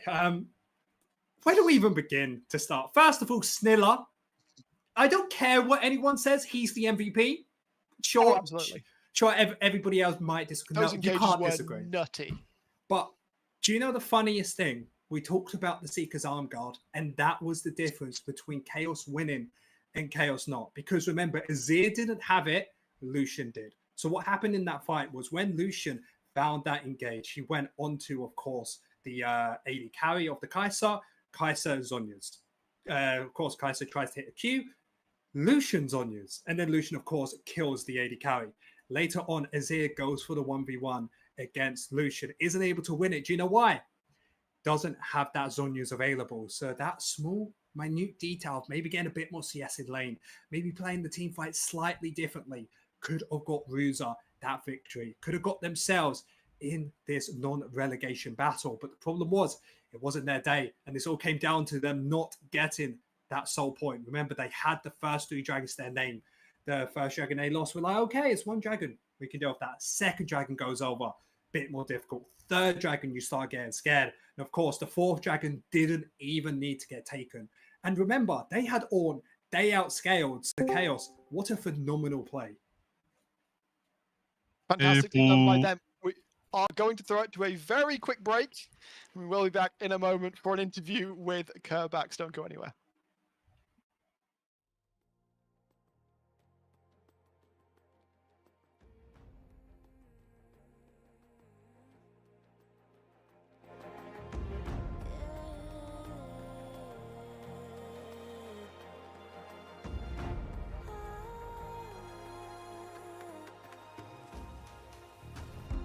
What I carry on my shoulders, showing stories told. Watch the fire burn away the cold.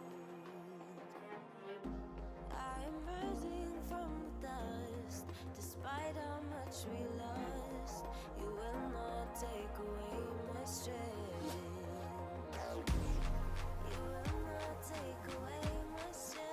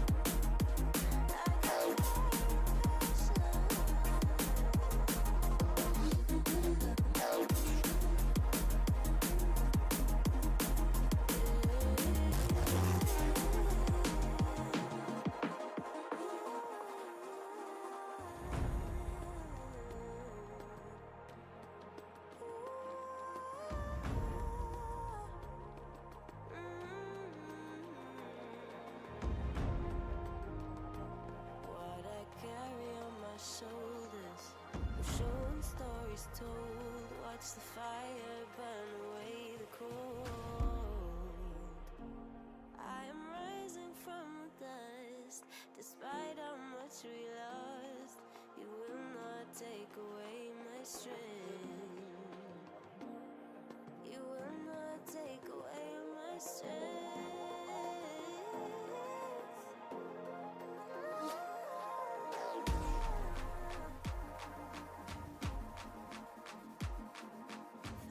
Fire passion. I got fire passion.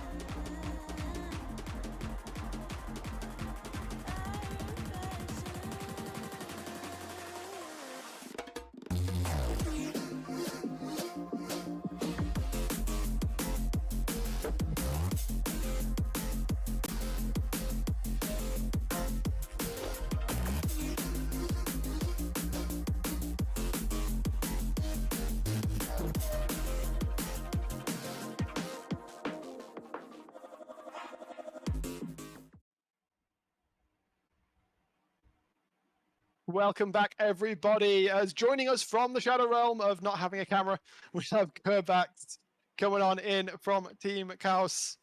First up, congrats on the win, of course. Must be a little bit of a weight off your shoulders. You know, you're not being forced into relegations just yet. Hello everyone. I mean, it was an amazing game. We're still in a race for playoffs, so can't wait for next game. And this one was a hard one. It felt easier at the start, but at the end, oof, was a bit scary. Yeah, plenty of things went right and plenty of things went wrong. Fortunately, enough things did go right for that. Now, it mostly came down to your guys' team fighting, because remember, you guys gave up those 3 dragons early on. And of course, you got yourselves back into that game. And the big thing I wanted to talk about is this Akali pick you had. Usually Azir known for being better in these team fights than the Akali, but you kept constantly trying to make sure that Anibot couldn't play the fight by trying to isolate him in the 1v1s. Was that the main goal for you in these team fights, or was it something else? A goal for my teamfights, like from the moment I picked it, I knew that I cannot play like front to back because it's really hard. So I always tried to position myself where they don't know where I am, and we always kept having like wards behind them, so I can look for TP. And every fight, Sniller would find an amazing engage, and then I'm like just from behind on Kaisa and Azir from the start, and there is just nothing he can do. It's really hard for him to play. We Okay, literally said it in the post game that Sniller was playing out of his mind that game. The amount of engages, magnet storms that he found were, oh boy, They're amazing. Yeah, If I have to fantastic give your work. team one advice, put Sniller on that champion every game if you can. Pick or ban it. Have it first on blue side if you need to, because him on that champion feels like a 1v9 machine. But of course, you guys are, as a collective team, you guys, of course, wanted to try and not get into that relegation battle. RB going against Rich Gang. And today, you had very good moments and very bad moments. But what do you think is the biggest thing you need to work on for that game coming up?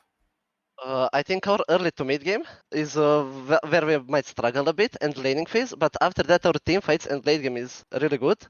But I think that's the issue, because I'm new to the team, so we needed to change the style how we play. But I think we're improving quite well, and for tomorrow, if we win, can't wait for if we get to playoffs, because I think playoffs is gonna be insane. Yeah, the miracle run. Yeah. Will be Gonna have to leave amazing. it all on the Rift then against Rich Gang. Obviously, they are right up in the top right now, already locked into top 4. Obviously, they're fighting for top 2 as well. Do you have any not strategies in mind, but do you have any specific like mental things you're going to do to prepare for that game, or are you just log in, lock up, and play like your life depends on it?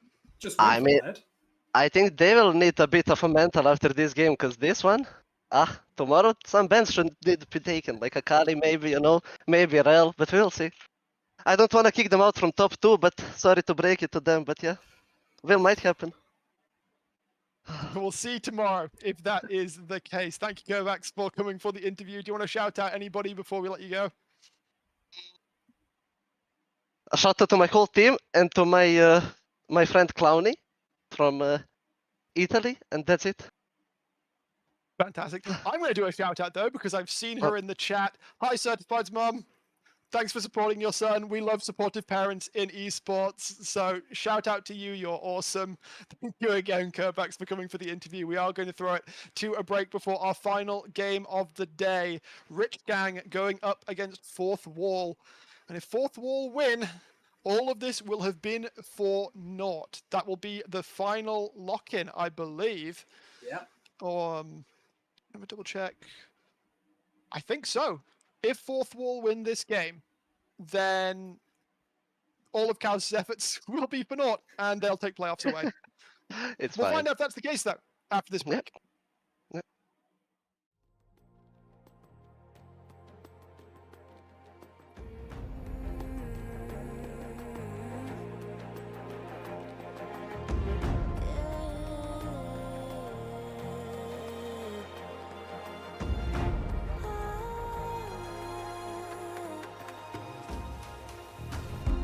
What I carry on my shoulders, showing stories told. Watch the fire burn away the cold.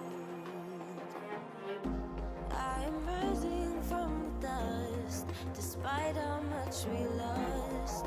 You will not take away my strength. You will not take away my strength.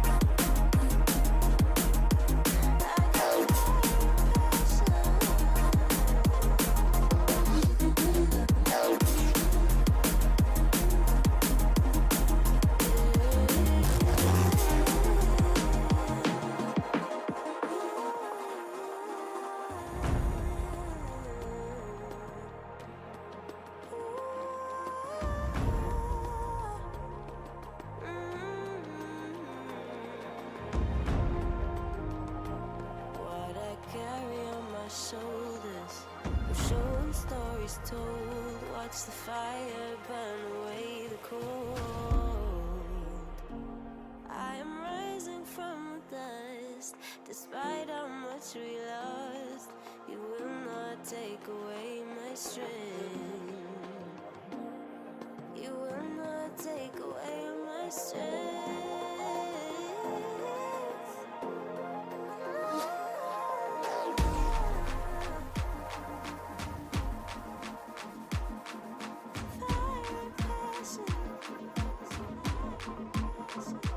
I got fire and passion. Fire and passion.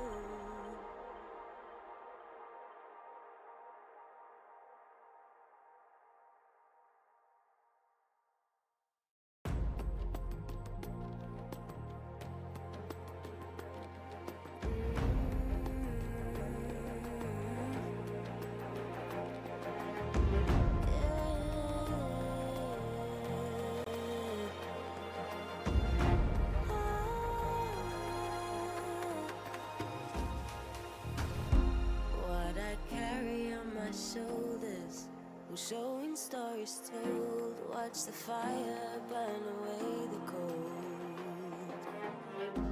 I am rising from the dust, despite how much we lost. You will not take away my strength.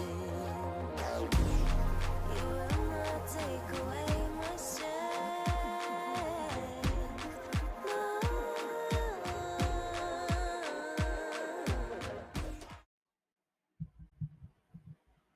Welcome back, and from what I'm being told, we are already straight on into draft, so let's get right in. Rich Gang versus Fourth Wall. If Rich Gang win this, they guarantee a top 2 spot going into playoffs. If Fourth Wall win, they lock themselves into playoffs thanks to a favourable head-to-head against Chaos Esport, knocking them down into relegation. So, if this game goes Fourth Wall's way, they completely lock in playoffs. Tomorrow's games do not matter at all apart from playoff seeding. Yeah, Rich Gang, of course, if they win here, get themselves into that first seed position. If they win today and tomorrow, of course, they'll get themselves But some plenty to play for this game. If it was plenty to get to the first position as we get ourselves instantly into this draft and pick the Leona. Still up and available for both these teams. Somebody that is very high priority. Sejuani taken off the bat as well. Still have Desira and Brand available. Seems like a lot of these teams have kind of not really enjoyed Zyra as much, put a lot more priority on towards that Brand. So we will have to see if Fourth Wall want to first pick it here or have different options. Ezreal, pretty good flex pick, is able to go to both the mid and towards that AD positions. Yeah, Vardags or Kurosh should both be, wanted rather, should be rather comfortable with that champion. Of course, Vardags, a champion with a long and storied history in Europe. All the way back 2014, played for Unicorns of Love in the EU LCS. Yeah, been around the place. Been around the spot. Oh, yeah, just a bit. Yeah, been around for a LEC fair long while. We'll be there soon enough with all these players, right? We're practically, just the LEC waiting team. They'll pick us up soon enough. At least that's the dream. So Leona and Kaiser are going to instantly get locked in by the side of Rich Gang, seeming like they are very much wanted to do this on the red side. They did it last game, this game as well, as we will actually see the Xing Zhao locked in against it. Of course, it has that ultimate to block a lot of damage from people outside of it. Very good into champions like Azir and other things like that. As Fourth will now need to decide if they want to pick up their support. Of course, they will do that. Braum, amazing pair up with the Ezreal, and very good into that Leona, of course. Very good back to front so far for Fourth Wall. It's starting out nicely for Fourth Wall. We'll see what Rich Gang want to finish off their first rotation with. Obviously, they could lock in a jungle here, something that works nicely into the Xing Zhao. I think makes a lot of sense while we're still looking in, because a lot more jungle bans could make things difficult.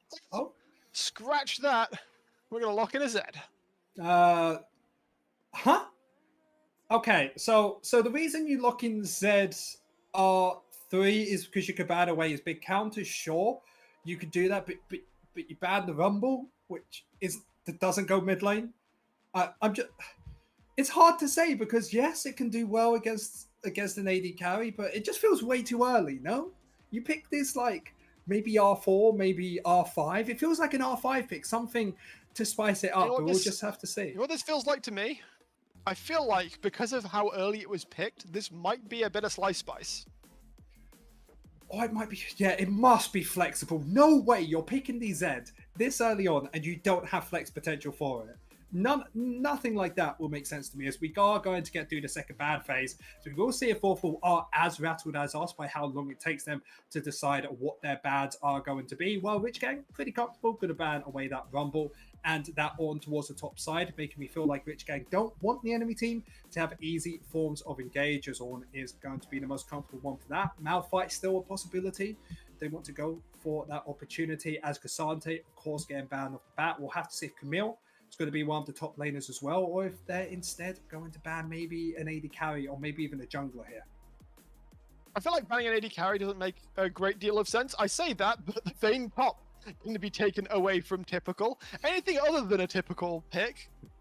Meanwhile, though, Malphite, of course, would have to contend with this hybrid Kaiser that we've seen a lot. Mirai and Kansha have been Yeah, sorry, I was trying to explain that, like, the reason that I think an AD carry ban could have come through, because you said about maybe Slice picking up the Zed, which means that Kai'Sa could be going mid lane, which means maybe an AD carry. I mean, there's we've got the still a- Gragas there's now that slot can for go it. top or mid.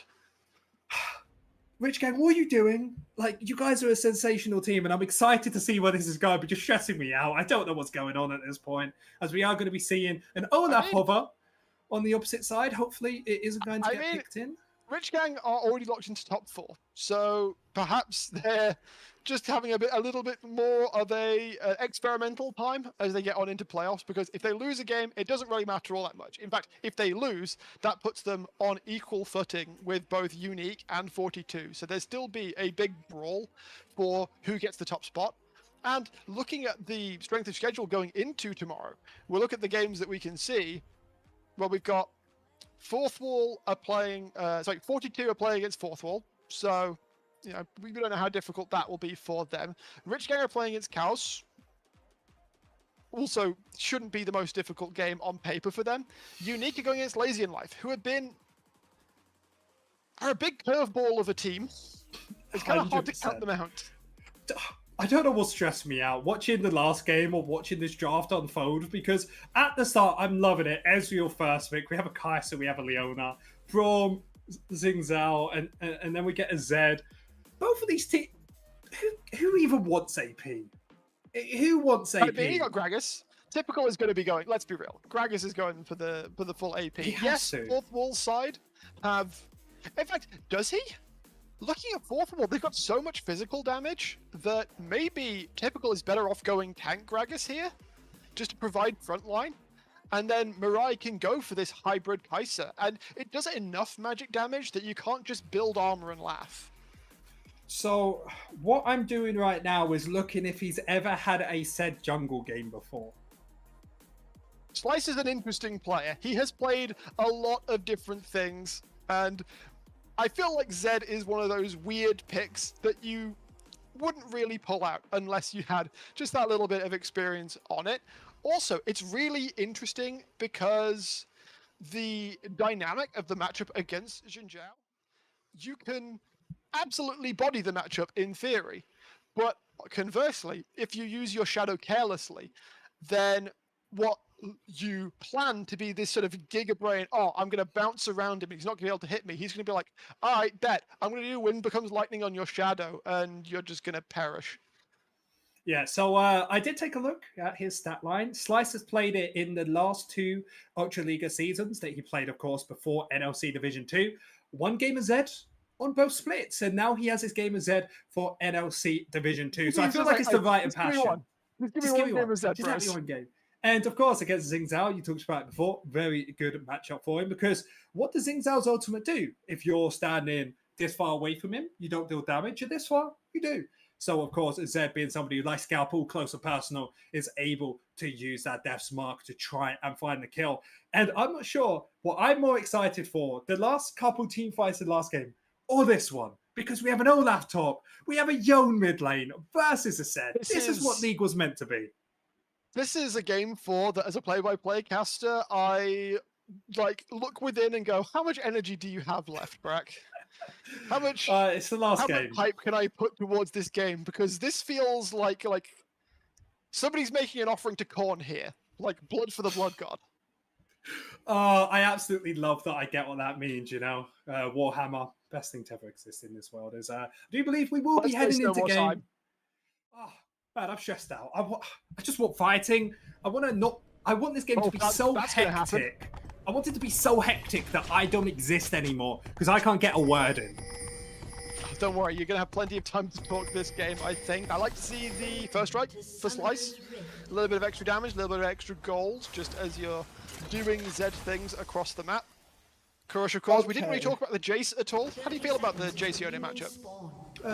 Jace Yone, really depends. It's very much snowball reliant because, of course, if first side comes out from Yone, he gets himself a little bit more tankiness and can actually take the first impact. Of course, he will win that 1v1 compared to the Jace. If he has enough damage to burst out Vantage before he gets his combo off, of course, he wins. But I would say the Jace is favored, of course, early on is a range versus melee matchup, even though Yone can dash across the map with his E. Still want to give him the massive favor towards him. But really interesting matchup to look. Top lane, I would say that Rich Gang's in a pretty comfortable position until that level 6, as Typical can just body slam here and walk himself out to safety. But once that level 6 comes through, yeah, I feel like Typical's big goal is just hit a combo, run yourself out to safety, and beg that Theodore doesn't catch up. Because if he does, you're not going to be yourself in a good position. But remember, it's all great and all talking about mid, talking about top. This is jungle matchup. It's Slice versus Chimney. Let's see if this Zed can get anything going on, as he will be signed towards the bot side, making sure to grab that blue buff as Zed, allowing you to get your clone and your abilities up a little bit quicker, allowing that clear speed to be a little bit faster than before. As Zed's one of these champions that just has absurd items or like absurd damage against these jungle camps, so it's actually not a bad clear speed. Already clearing very, very quickly, in fact. Doing considerably faster than Timey, actually, which I'm surprised to see. So, it's a bit like when you have a Garen. Let's see what it can do, Mirai. Yeah, do you know when you have like a Garen or Darius in the jungle? Somehow they just like clear extremely fast, a bit like Zyra, someone that wasn't built for the jungle, but because they have a few stats that work that way, it does work out. You can even see using that clone to have great damage over the enemies. These are full entire camp up. Would you believe me if I told you Leona has a good jungle clear? Stop with this Leona, man! It doesn't, by the way. I just wanted to psych you out. Oh boy, Typical. I trust you enough. Mirai gonna get dove. Brisson will be the one who picks up that kill though, catcher. Should be fine going underneath the turret here. And Theodore gonna be able to pick up the kill onto Typical as well. Slice was there to try and help. However, got to note, this Olaf did not have TP, so Typical is going to be able to get a little bit of CS advantage to pay back for the CS that he lost from dying. Yeah, I'm not sure if he is actually getting that CS advantage, because the wave is pushing in towards that Olaf, because that big wave already stacked up, of course, forces it to bounce back towards him. So forces out the TP, forces out the flash, and with a kill over towards you, that is first blood. There's an extra 100 gold that Theodore was able to accumulate for him. So really big for them. Of course, Slice getting that assist gives themselves an extra 150, because of course the assist is half of a kill towards his pocket. So are going to be pretty happy with that. And remember, towards the bot side as well, Braum was the one to pick up the kill, but fourth wall Chimney being able to find something towards the bot lane. Yeah, and if this returns to like the oldest brackish meme I have ever made. When I'm talking about champions like J4, like Xin Zhao, they at their core are champions that I feel like you need to get stuff done early game on. And the meme goeth thusly that if you're not affecting at least 2 of your lanes by 5 minutes as Xin or Jarvan, why are you even picking the champion? Now, I think that's a very respectable thing to do. So they've already affected one lane. Let's see if they can do another 2 minutes. They are going to be looking towards the top side. Braum having a very good roam time. By the way, but I'm just saying that actually counts. Just showing up to make Typical's life awkward does count as affecting. Well, affected it, but probably not in the correct way, as the top lane of Typical is very happy with how it's going. Bardags has to lose a few CS for it and force the TP out of Vantage. So the best idea was for Grizzon to stay towards the bot lane, make sure the Bardags had somebody there to support him. Because yeah, you know, a Unicorn of Love, an old LCS player, you want to play for him. Right now, though, game's calming down just a little bit. Rich Gang will turn their priority towards the bot side of the rift into that first Drake, it looks like. Theodore about to look to go in here, doing a good chunk of damage. Can he get the Reckless Swing? Yes, he can. The Olaf will put Typical back into the floor. I was going to say that's all because of the level 6. Of course, you can't try and dodge it. But he didn't even have to use the ultimate to find the solo bolo in towards the top side, really abusing that first kill he found. As we are going to have another pause. They're just going to stop instantly. Swift pauses. I mean, if I have to have a pause, That's the type of pause I want. Yeah. I don't think I could do that much more talking today. That's okay, man. It's not like you have a Zed in your game, a Jace, maybe, you know, a Yone. Yeah. It's all right, man. We all have our days to talk, and today's your day where you have to step up for these late game team fights. As, I have to say, mid lane has been kind of chillax. The 8 CS lead for Kuro, not too much going on in this early game. So I expected a bit more as level 6 will be coming through for both these teams. And I want blood, I want violence, I want more. And you know, 4 kills in 6 minutes is good, but I want to kill a minute.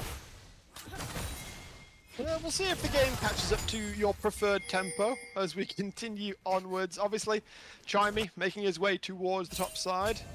Try to look for those grubs. Typical does step in. I don't actually know if he's now aware. He's absolutely now aware. Advantage.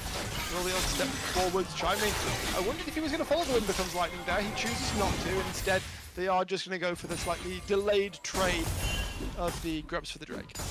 Yeah, Grizzon having that first move allows them to be able to pick up those Void Grubs without the contention. Really good, of course, with the Olaf. If he's able to get 6, those towers are going to be absolutely rinsed. Rich Gang on the bot side trying to see what they can do. Will be forcing Bardock off this tower, but yet again, even though he's losing this tower, he's not. I like that move from Kurosh. He steps off of vision. Looks like for a second he might go and look to try and join in our dive bot lane just to make sure Vardags is forced away from the tower for as long as possible. Instead, we'll get a reset off, come back to the lane with that straight to dirt. It's difficult because overall, yes, I would say that's a good play. However, he didn't have the mana to make that play effective. So if Vardags was actually able to take a look at him, he would understand that it wasn't playable. But overall, pretty smart. Look at the jungle. What is Chimey doing? Slice has got level 6 already, forced to flash away as the remainder of Rich Gang make their way across. Looking to find some damage in here. Kurosh also moves to assist. At the end of the day, it's a whole bunch of nothing if we've got the proxying Olaf. Yeah, that's what everyone dreams of when they talk about this. Slice yet again stealing away these counts. We've seen that a lot today. Already had a flame horizon towards the jungle as Theodore. Just gonna run in on Typical, and yeah, that's what an Olaf be doing once he's got a Tiamat in his inventory. Typical loses some patience there, trying to fight the Olaf over the proxy. Wantage needs to get away here, has to flash. The thing is,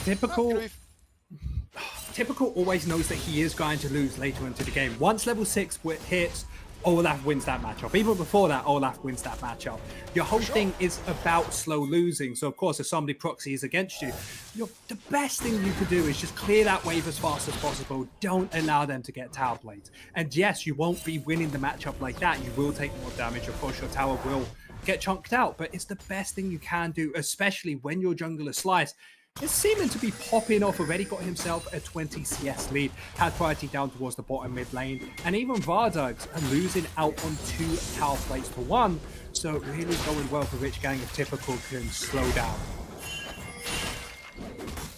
Thing is, this top lane doesn't seem to be slowing down at all. In fact, Typical gonna try and heal up a little bit.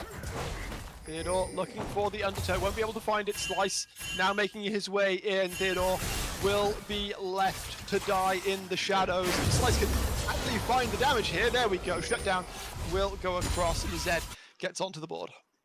500 gold shutdown, and that's almost as perfect as you can have. As Typical should have been killed there, but misplay by Theodore leaves it open as fourth wall. Towards the mid lane, won't be able to open anything up. And for Rich Gang being an 8 and 14, Slice done a great job in the jungle, but you expect a bit more down towards this bot lane as Vardags, being so low down here for so long, has been able to just pick up this CS, being able to stay safe under this tower, as he has 76 CS to 82, which is not what you want, especially when you put so many resources to try and stop him. Yeah, doing very well for himself, being that reliable, safe carry. Left alone on the bot lane, the Ezreal very, very hard to dodge. Slice, look at the angle on Wantage. I don't know if there's a way out for the Yone. Soul of Bound comes out as well, but you gotta come back, my man. Slice will make it happen. Kurosh is the one to pick up that kill. Now Vardags has the ability to push out Chimey, Grissom nearby. Drake has respawned. No one's going for it just yet, though. And when I was taking a look at the stats, I kind of agree why Slice picks up this champion. He's actually first out all junglers for just pure damage. And when he picks champions like this, I feel like that kind of makes sense when you pick these assassins, when you want to be aggressive, when you want I to wasn't joking really... what I said about the Slice Spice. Yeah, I mean, he's 30th damage overall, so not the best. But you do have 80 carries, of course, mid laners in the scene, so it does make sense why he is so low. Overall, as Splash Dragon should be again taken over by the side of Rich Gang. There will be an ultimate flying by, but won't be able to finish that off. As we head towards the top side, is either Theodore yet again just bullying out Typical, as the 6 Void Grub should be heading over to them in just a second when Charlie finishes. Oh boy, goodbye side lane. Theodore's already having a really good time. Those towers are not long for this world. And it just feels like it's a competition between, can Slice find enough in this early game? Can he get the ball rolling enough way, even though Theodore's winning the side lanes? They're just winning the team fights harder. Or if he's too slow, can Theodore find something on these sides? Towards this bot lane, Kancha taking a lot of damage. No flash, is able to get some damage down towards the edge, although Vardag's dropping low. Slice will be able to tank up the tower for a good long while. Mirai able to pick up that kill as Kurosh comes to be bodyguard as well, just in case the 4th wall member gets some ideas. Yeah, trying to stay safe under that tower. Grizzon actually tanking up against Cax, thinking that they can turn that around, but because they use the barrier, since they use the E as well in that fight, of course, Zed can just walk in, finish off that kill with that Kai'Sa, and now that's 1 kill apiece for everyone except for the support on the side of Rich Gangs. They are going to get things started, but this top lane, poor Typical is not having a good game.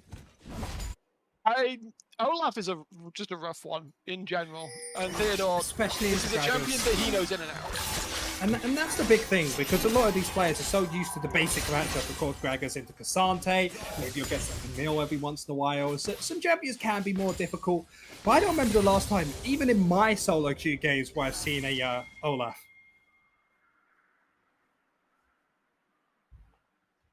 Yeah. This is very much a red team. This is very much a red team Olaf situation. Where you're sat there like, what? Look at what Olaf built second. The Zeke's Convergence, and I think I kind of like it.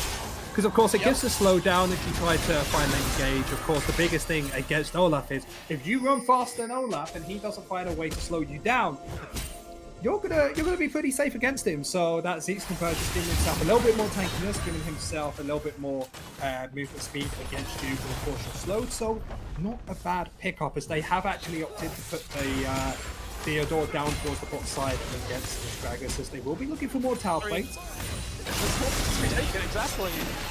Meanwhile though, Vontage in some trouble. Dodge. Fate sealed.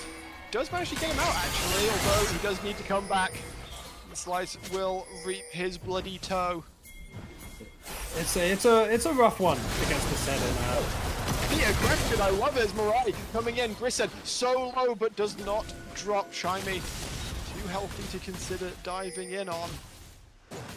This early game was looking pretty good for 4th wall. This last 5 to 8 minutes, this elongated passage of play has been already. It just feels like they don't know what to do against the Zed, because Vontage wants to go for the 1v1 play, but he knows if he ever takes too much damage, Zed comes in, ults him, and he's practically dead on top of that. Chimey, of course, lose down the 1v1 against Zed, as it is a counter matchup. So 4th wall only can play around their top laner, and if they bring too many people up here, Rich Gang will do the same, and they are going to lose in a bigger format, so they just have to hope that Theodore can just be this big character. Look at this health that Theodore's getting back. It's just unfair. Typical has completed up the Seraphs, which is going to keep him alive a good amount longer in these elongated situations. But he really, really needs to pick up Oblivion or the... wow, I forgot the name. Bramblevest. It's not even that. It's like, even if you pick up the Oblivion Orb, he heals less, but you're still never killing him, are you? Like, the amount of healing he does, even if you go full AP Gragas, if he heals... You're going to kind of need the anti-heal just to, like, deal with him full stop. It's difficult. It's really difficult because yes, I agree with you, but we will just have to see what they can do against this. They do have themselves Rift Tower on the side of Rich Gang if they want to try and push it mad, especially towards this mid lane. That is the place to do so. Second dragon, or sorry, third dragon and sell point for Rich Gang is going to be up in 30 seconds. They push out mid, trying to push out bot lane, and we'll have to see if both will want to go for this contest. As Theodore's in a very good position with 2 items completed. But they're going to have to play them quite carefully. They need to lock people down to allow Theodore to run them down. I was wondering if both Rich Gang rather would try and commit people towards bot lane to try and do enough damage to scare Theodore off from actually doing anything towards this fight. Instead, it looks like Rich Gang are going to prioritize towers over taking this trade. Bardag's going to get engaged upon. Slice deals a good chunk of damage, but takes a lot in return. Here's Theodore trying to look for the angle in. The slows coming out from Typical should be able to keep it relatively tame. Slice can continue to throw the damage out with those shadows. Chimey looking for a way in as Kurosh starts walking down from the top lane. Looking at the angle in here, in fact, Theodore going for it. Mirai has to use everything to try and survive, but still dies to the ignite of Risen. Down will drop Panshare also.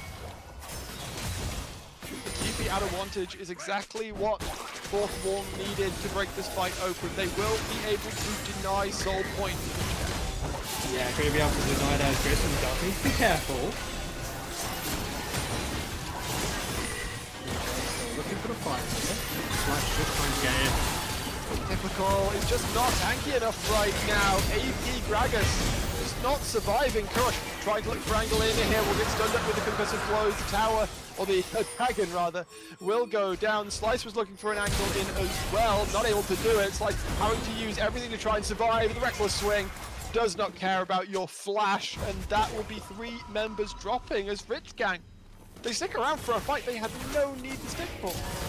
Yeah, and Theodore having the game of his life, being 5-2-3 with that reset, might be able to finish off that third item. As this all started off with Grissom finding that ultimate onto the Kai'Sa, knocking them up, and it was go, go, go, as Theodore helped finish off the first kill. And then, of course, Wantage, great ultimate onto Kuros to finish it off. So they grab themselves the dragon, stop that soul point from the side of Rich Gang, and give Theodore even more time in the side lanes. And now you got to question Rich Gang, what's their type of play? Do they want to try and stay away from this Olaf, allow him to get to a point where he isn't as scary? Because Olaf's one of these champions, the longer the game goes, the less scary it gets, the more damage your characters can deal against him once you play this front to back fight. But you need to leave that with time, and you've already got the first 3 dragons, so they could give up 2 dragons more and look for opposite side plays of the map as they know they win the 4v4. I don't remember what builds out Steel Sigils, which is Theodore's latest He could pick. go GA. GA is definitely a possibility for him. Death Dance. Yeah, Death Stance, of course. Very good item for him. And everything GA should definitely be on the cards for him because you saw the amount of healing he had from low HP. If he goes into that GA, uses the healing when he comes back up, he can practically be half to maybe 3/4 HP. So plenty of good use of that. And if you build it early on, you should maybe get a couple of uses of it. As for the time to defend this top lane, trying to first stop Lewis from the edge of this. You see top lane, very even battle between these 3 burst wise. Does Chimey overcommit here though? Slicing, looking at the angle in. Chimey does not know. All this damage gonna come down. Close guard comes out. Slice not able to find his angle though. Kurosh is going to drop here. Wantage will go down in trade. Chimey should just about be able to get back underneath the tower and survive. Meanwhile, Mirai caught out towards the mid lane, and Vardags will take him down. Yeah, and you must expect this mid lane tower to fall as well on the back of that. And the more I'm thinking about Rich Gang, the more I'm actually really enjoying this mid 2v2. Curious and Slice having 2 very burst heavy champions. So if you use the ult from Zed and use the burst from Curious as well, you most likely kill these squishy champions as Chimey. So please be careful. I don't know if Terra's really going to matter all that much. Slice comes in over the wall. Might do the damage here. In fact, will just about be able to take it down. Kansha, thankfully, was the one tanking it. Yeah, but they bring 2 people top. He still gets that top lane tower as the rest of his team get 2 in the mid lane yet again. As now we take a look at Olaf's items, he should be able to complete on his next reset. And 4-4 have done a very good job of making this all about Ola to converting it to the team as now this AD carry Varda, somebody who has been left alone in this game, pretty close to that second item, got the extra gold from the mid lane 2 towers, of course 750 for the second, 300 in the middle with 1,000 gold share between them, so that does allow him to finish that second item. And now it's even less like a one-person 4-4 and more like a 2-3 person. Yeah, it's feeling real spooky if you are Rich Gang here. Remember, if Fourth Wall win this game, there is no such thing as Cows making it to playoffs. They will be locked out because of their losing head-to-head. And it's I feels like it's a bigger game for 4th Wall than it is for Rich Gang. Because Rich Gang, even if they lose here, they can still get first place if they win tomorrow. They still have plenty of opportunities. Worst case, they get themselves a slightly lower seed. They can go down to 3rd place, and they're still in the upper bracket, still in a comfortable spot. As Theodore, yet again, going against Typical as what is that damage? Phase Rush will keep Typical alive, but the shield from Sarah has been dropped as well. So look at the angle here, but he is absolutely melted by Vantage. As the mid lane is being collapsed on, Mirai dies. The flash from Kanche will keep him alive. With Slice dead, there is nothing to stop 4-4 from going to the Baron. Yeah, completely. Just start this Baron. You know that the top laner can't do anything against it because he's so far behind. Mid laner best he could do is poke you out. So 4-4 should have just easily been able to pick this up. We thought that Theodore was scary before with those 6 void grubs. Add a Baron on top of it, and that man is going to be unstoppable on the side lane towers unless they bring the full team, and that of course allows the rest of the team to pick up these towers. So with this Baron reset, I expect a 1-4 format for them, as Dragon is still possible for both of these teams. If Rich Gang really wanted, they could maybe sneak it away, but it seems like they are just going to give it up and look towards the top side instead. It would be really hard to contest at this point. They don't have any vision set up. In fact, Typical's gonna go up to find 3 members of 4th Wall already on their way to take their second Ocean Drake of the game. If Typical could have slowed them down a little bit, could have really helped us. Yeah, we see exactly what I was talking about. Rich Gang opted to head towards the top side instead. See if they can grab themselves at least 1 tower towards their name, as Vantage is politely just saying, hey, completely fine. You can take this top lane tower, but we are going to be getting a lot bot lane. You see 2 people towards this Dragon, and Grissom just making sure that Theodore is able to be in a comfortable 1v1. Feeling very comfortable though. Fate Seal coming through. Slice trying to get that damage down. Not quite able to find it just yet. Shock Blast misses as well. They're having to bring Mirai in to secure the kill also. True Shot Barrage will fly over the top, not finding anything, but Theodore has taken down that bot lane tier 2. But that's every single ultimate used on the back of that to try and find something towards the bot lane, which allows 4-4 just to walk in, find themselves a kill onto Curious. Has to flash. Phase Rush will just about keep him alive, I think, unless Grissom wants to try for a flash Q. I don't even think you need to flash Q. You're faster than him. You just want to try and stop this reset.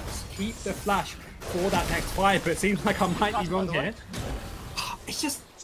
Okay, it really upsets me as you do see it play. We'll go in golden. Theodore, can he do the damage he needs to do? The flash out. Flashing forwards though, goes on to a killing spree. Will not be able to survive this. Slice will take him down for the shutdown. In the meantime, Vardax knocking on the door of the mid lane inhibitor turret, and Mirai far too low to commit. No killer instinct to speak of either.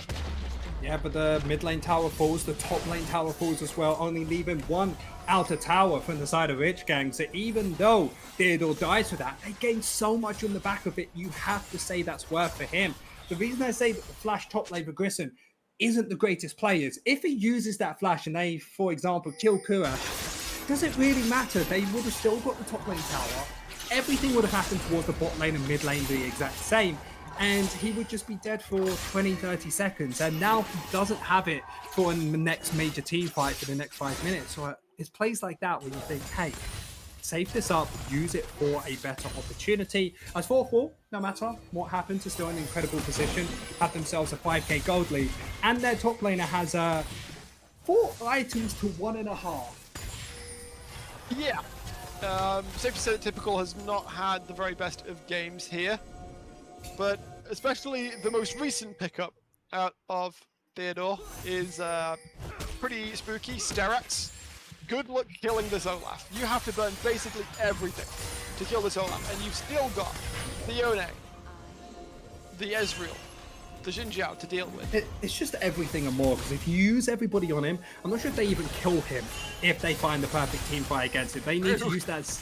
They need to use that Z ultimate to perfection with everyone else's burst of the Kaiser with isolated Q. QS, of course, burst combo on top of him, and then maybe they can kill him because they don't even have the CC from Leona. Leona's just going to get absolutely popped by him. So really difficult to do. As Dragon will be up in 2 minutes 10 seconds, of course, Baron as well. So I do expect the side of 4-4 to just slowly choke out the side of Witch Gang, get themselves ready for that Baron in 2 minutes time. As this team has really been doing well in this later half of the NLC division, of course being 5-7, locking themselves into playoffs, and everything right now is leading towards that. And the question is becoming less and less of one. Were 4-4 going to do enough to secure themselves a playoff spot? The answer is looking more and more likely to be yes here, as Rich Gang are struggling to deal with this extremely strong Olaf, and they have, of course, plenty of other carries to work with. That's an isolated Q. They did what? 300 damage? I mean, it tickled. Definitely did that. It was Rich Gang sending 4 members down towards the bot lane, trying to use everything to get onto Theodore. But yet again, if you bring everybody down towards the bot side, look what happens top lane. Bardax and Chimey having a full wave isn't going to be able to do much without Baron. But once that Baron becomes available in a minute's time and they pick it up, that's going to be a huge play to be able to pick up these Nexuses. So I expect Rich Gang in the next 30 seconds or so to maybe look for a play. See if you can find some pickup. You have Leona ultimate, you've got Zed paired up with that, even the Kaiser to follow up. So Kanska needs to do something here. Does feel like it is on his shoulders right now. They are looking to try and find an angle for a fight, as they do. Finds a knowledge onto Grissom advantage, trying to get out here. Slice does seem to have his number though, and pop goes the Yone. Grissom will drop as well. Chimey on the run here a little bit. Rich Gang just trying to keep them busy. They want, of course, the Baron or the next dragon to come up, and they have this advantageous position to be able to secure it. Chimey, of course, still up and alive. Doesn't have a smite right now, but it will be coming up fairly shortly. Rich Gang, they are really hunting right now for the demolition. Bardax takes 2/3 of the Zed cover. Finds the angle with his Zenith Blade as well. Down goes Bardax. Chimey now needs to try and get away, but Kurosh is on the chase. The inhibitor has died in the bottom lane though. Typical is not able to deal with Theodore on his own. They'll be able to take down the Baron, but at what cost, Zapdos? Yeah, it's going to cost at least 2 inhibitors for this, but that's the best thing that Rich Gang could have done. Yes, you lose 2 inhibitors. Yes, that isn't good overall, but that's the best play you can make because you found the pickup in mid lane I asked for. You get yourself Baron as well. So even though these 2, waves are going to be coming into you, you have the Baron to defend it. It allows you to scale up. It's to the point where Olaf doesn't really get much stronger. Sure, he can get 1 more item. Sure, he can get 1 more level. But that's it. That's when he is fully captured. If Rich Gang can hold out for another 5, another 10 minutes, they can really turn this game around. As 4-4 will be able to pick up the Dragon for free. I don't expect any contention from the side of Rich Gang, as they will instead just be looking to go for these side waves. As Rich Gang is starting to feel like Rich Gang. As before, it's felt like they were very much just, I guess, on autopilot is the best way, because they are better than this one being an 8-14. It did feel like they were flailing a little bit for the last 10 or so minutes, but they came to life very quickly as they found those picks. They found the Baron. They are evening up the gold piece by piece. They're going to push out the mid lane right now. I think the call to not worry about the Drake here is probably wise. Yeah, it's so point. It's not the full soul. You can give it up. Rich Gang yet again doing the same plays beforehand, pushing out this mid wave, making sure that their mid laner Kurish can push out top lane as well. And with this Baron buff, they could look to get this bot lane tower. But the big issue is you don't want to slightly overextend and allow the enemy team to try and force a fight. Your whole goal is just try and defend, try to scale up, and get yourselves in a position where you aren't massively down in gold, because right now it's only 1,000 leads for wall. It feels a lot different when it's on the other. Slice putting a lot of damage down on Johnny right here, but he is not dropping, and the Zed will get caught by the Fate Seal. Mirai trying to survive. Will be able to get around for a while longer. Bardax drops the Kurosh here as Bristol was trying to do the damage.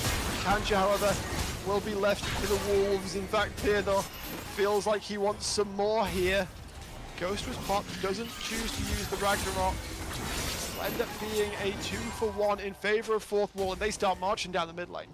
Yeah, Rich Gang not having any ways for Fourth Wall to play on should be able to defend this with the Baron buff, especially down towards the bot lane. Typical pushing out another wave. So yes, they died, but they should be able to defend this. Fourth Wall, can they keep this wave that they have brought with them alive? As soon as it drops, any hope of ending goes away. Typical takes a little bit of damage. Mirai gets engaged upon the Kaiser. Just about able to survive. Wantage will die to the tower. Theodore should be able to take the Kaiser down as soon as she comes out. She goes invisible for a second though.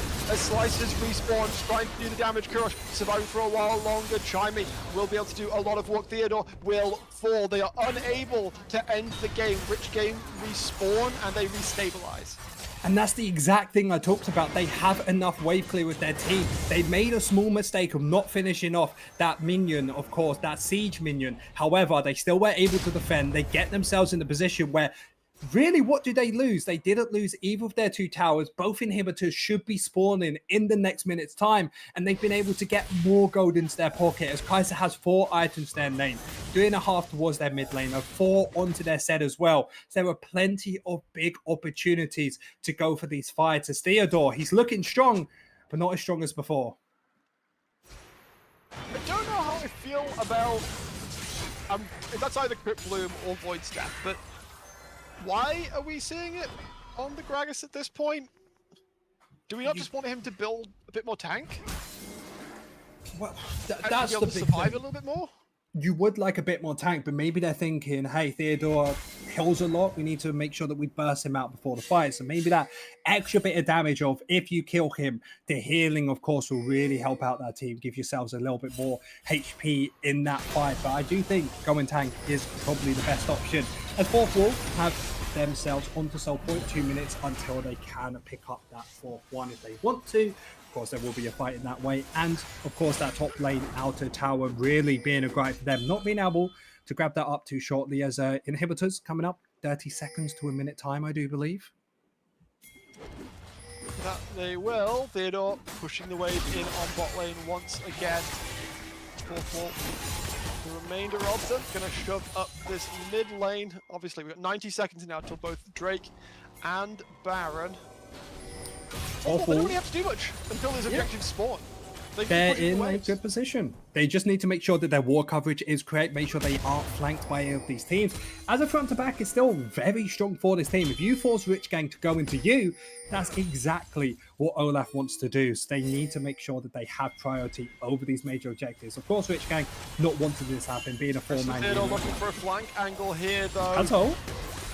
Rom is looking for the old angle. He doesn't have the flash though. In fact, he takes a lot of damage before he can do anything. Slice goes in, goes out. Kanji, however, has already died. Theodore looking to make it happen. Slice able to dodge out once again. They're playing this dodging in and out style. Rich Gang, Fourth Wall, they don't seem to be able to deal with it. The burst coming through out of the Gragas is enough. Mirai is able to take down Chimey. Theodore has no ultimate, has no flash, has the ghost available, but I don't know if running at Rich Gang is going to be the answer. And playing at the very extent of their range, Rich Gang seem to have found something that Fourth Wall can't deal with. And they need to find the reset here. If Typical is able to stop all 3 of them, they could try to find the end here, but it's looking like Olaf is able to finish it off. Typical. Yep, Theodore is able to get it. Typical is going to go golden, but is almost certain to die here. Theodore, though, how long can he survive? Not long at all, it would seem, as Mirai comes forward, takes the kill down. Kristen and Bardax, you got to get back quick, otherwise Rich Gang are going to steal this game out of your hands. And what looked for the longest time like Fourth Wall were going to secure themselves a spot in playoffs is ripped out of their hands, and Rich Gang will lock themselves a top 2 seed in the summer season. And we go to Kamara. That's difficult, isn't it? That is really difficult to face, especially on the side that just lost. Because Rich Gang, if I'm honest, should have lost 100%.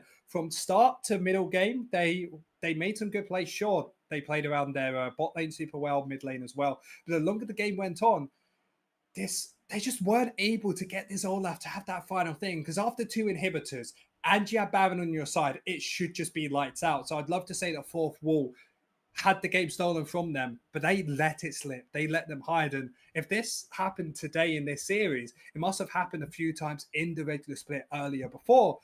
So I feel like fourth wall, they need to shore up, especially tomorrow, because if they do this in playoffs, they're not going to get far. One playoff spot remains. Fourth wall or NLC Sport are the team that will pick it up. Rich Gang get to be the gatekeeper again. They beat Fourth Wall today, but if they beat Chaos tomorrow, then regardless of the result in the Fourth Wall game, they'll still get in. The problem is, I don't have full belief that Rich Gang wins that.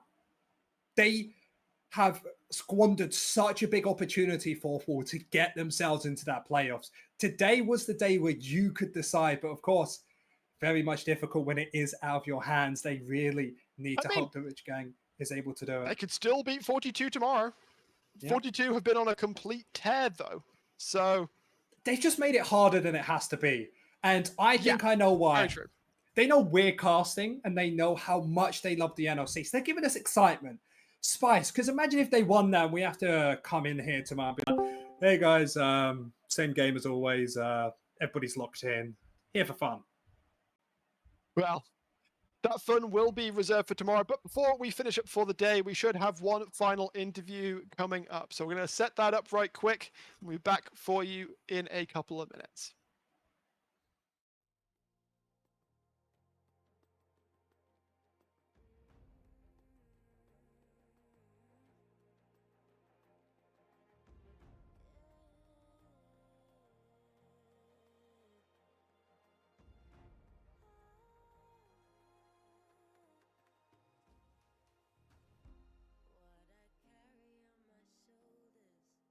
Showing stories told, watch the fire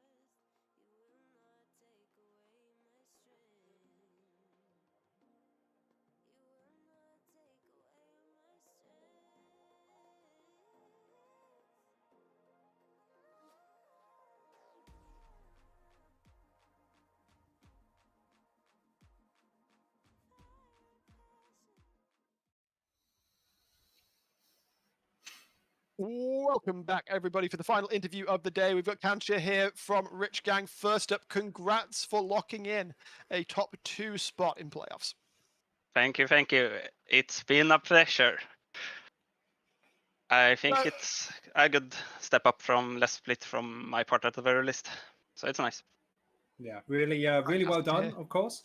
You're actually first for assists after the whole entire split. That's a cool fact about yourself if you didn't know about that. But Kansk, just talk. What happened? Yeah, the game was Olaf. a bit messy. Yeah, I don't know. Top lane died once, twice. I don't know how many times. And it's like, I don't know. Olaf is a good champion.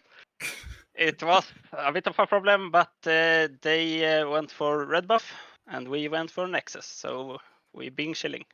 Yeah, so that's actually the funniest thing. Of course, your top laner stopping their resets, only allowing Olaf to come back, actually allowed you guys to win. So the funny thing is, your top laner may have been the main reason you won that. This is an inspirational story about winning despite adversity. Typical did a lot of work to ensure that you locked this one in. So, don't flame him too hard. Yeah, No. everybody has rough games, of course. Everybody has difficulties, but was able to hold on long enough to allow you guys on the opposite side to make the plays. And yes, today didn't go the way you want to, but you guys are in first seed right now. Clearly, have to be a good team to be there, but having a little bit of a slump right now. How are you guys feeling going in towards the playoffs? You guys feeling confident? Anything you need to work on? Well, work on everything. I don't know. It's it's a bit messy sometimes with the B1s. It's a bit hard to know exactly how good you are, how bad you are. So going into best of threes, best of fives, I don't know if it's just best of fives or best of threes, but It's best of three. Okay, so it's gonna be a bit more like it's gonna be easier to see who's good and who is not so good. And I hope we are the ones that are good this time around. We'll We'll wait until next week to figure that one out, I think. You've got one Yeah. game still to come. Have you heard that you're the gatekeepers now? Because obviously you just now stopped Fourth Wall from locking playoffs. If you beat Chaos tomorrow, you also guarantee that Fourth Wall makes playoffs. So you just stop them from making playoffs, and then you can help them make playoffs tomorrow. Okay. Well, we are aiming for the first place. I think it's in our hands, right? To lock Absolutely. it. Yeah. You win tomorrow, So- nobody can stop you. Exactly. So that's the goal, to win tomorrow. Probably it's gonna be a different showing. Hopefully for the good part. I don't want to have another game like this split, but we'll see. We're probably gonna do something a bit wanky, and it's gonna be fun at the very least. Everyone is gonna enjoy it. The question I have to ask is what happened with the Zed jungle? Because of course I've seen your junglers play it It's the 3 slice times in a row. spice. Is it the slice spice? Is it true? Yeah, I don't know. My guy is like, okay, I guess we're going sad when he saw Sinzao. He's like, okay, I guess we're just doing that. I just lock in Leona for the 10th time this split or something, Nautilus Leona duty every game, and topside is like, dude, give me sound a this, little- give me that. You do sound almost a little bit salty about that. Are you wanting maybe a little bit more counter spice coming out? Hell no. I just sometimes maybe I can get one counter pick, not this Oh, I see. But duty. who counters Come on, Leona? guys, Rich Gang, give this man his counter pick, all right? He's been Yeah, doing I don't work know. all split long. Anyway, we're not going to make this interview drag on any longer because it is Yeah. end of a long day. Congrats on the win, Kansha. Do you want to shout Thank you, anyone thank you. out before we let you go?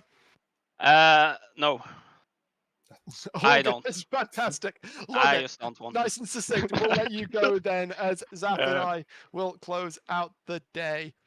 Thank you. Oh, Bye. Turkish. boy. I've had a fun day. Yeah. I've had a great Them time. was some games, bud. Amen. That's what we want, Of course, more games What we tomorrow. like, what we like more than anything else? We like What? there still being some stakes into the very last day of the split. Fourth Wall or Chaos Esport will lock themselves the last playoffs spot tomorrow. We've got 4 games coming up. Hopefully they shall be all brought to you. Ruse versus Garden Gaming around 7 p.m. ye olde British time, so 8 p.m. CST. Jolly hell, Governor.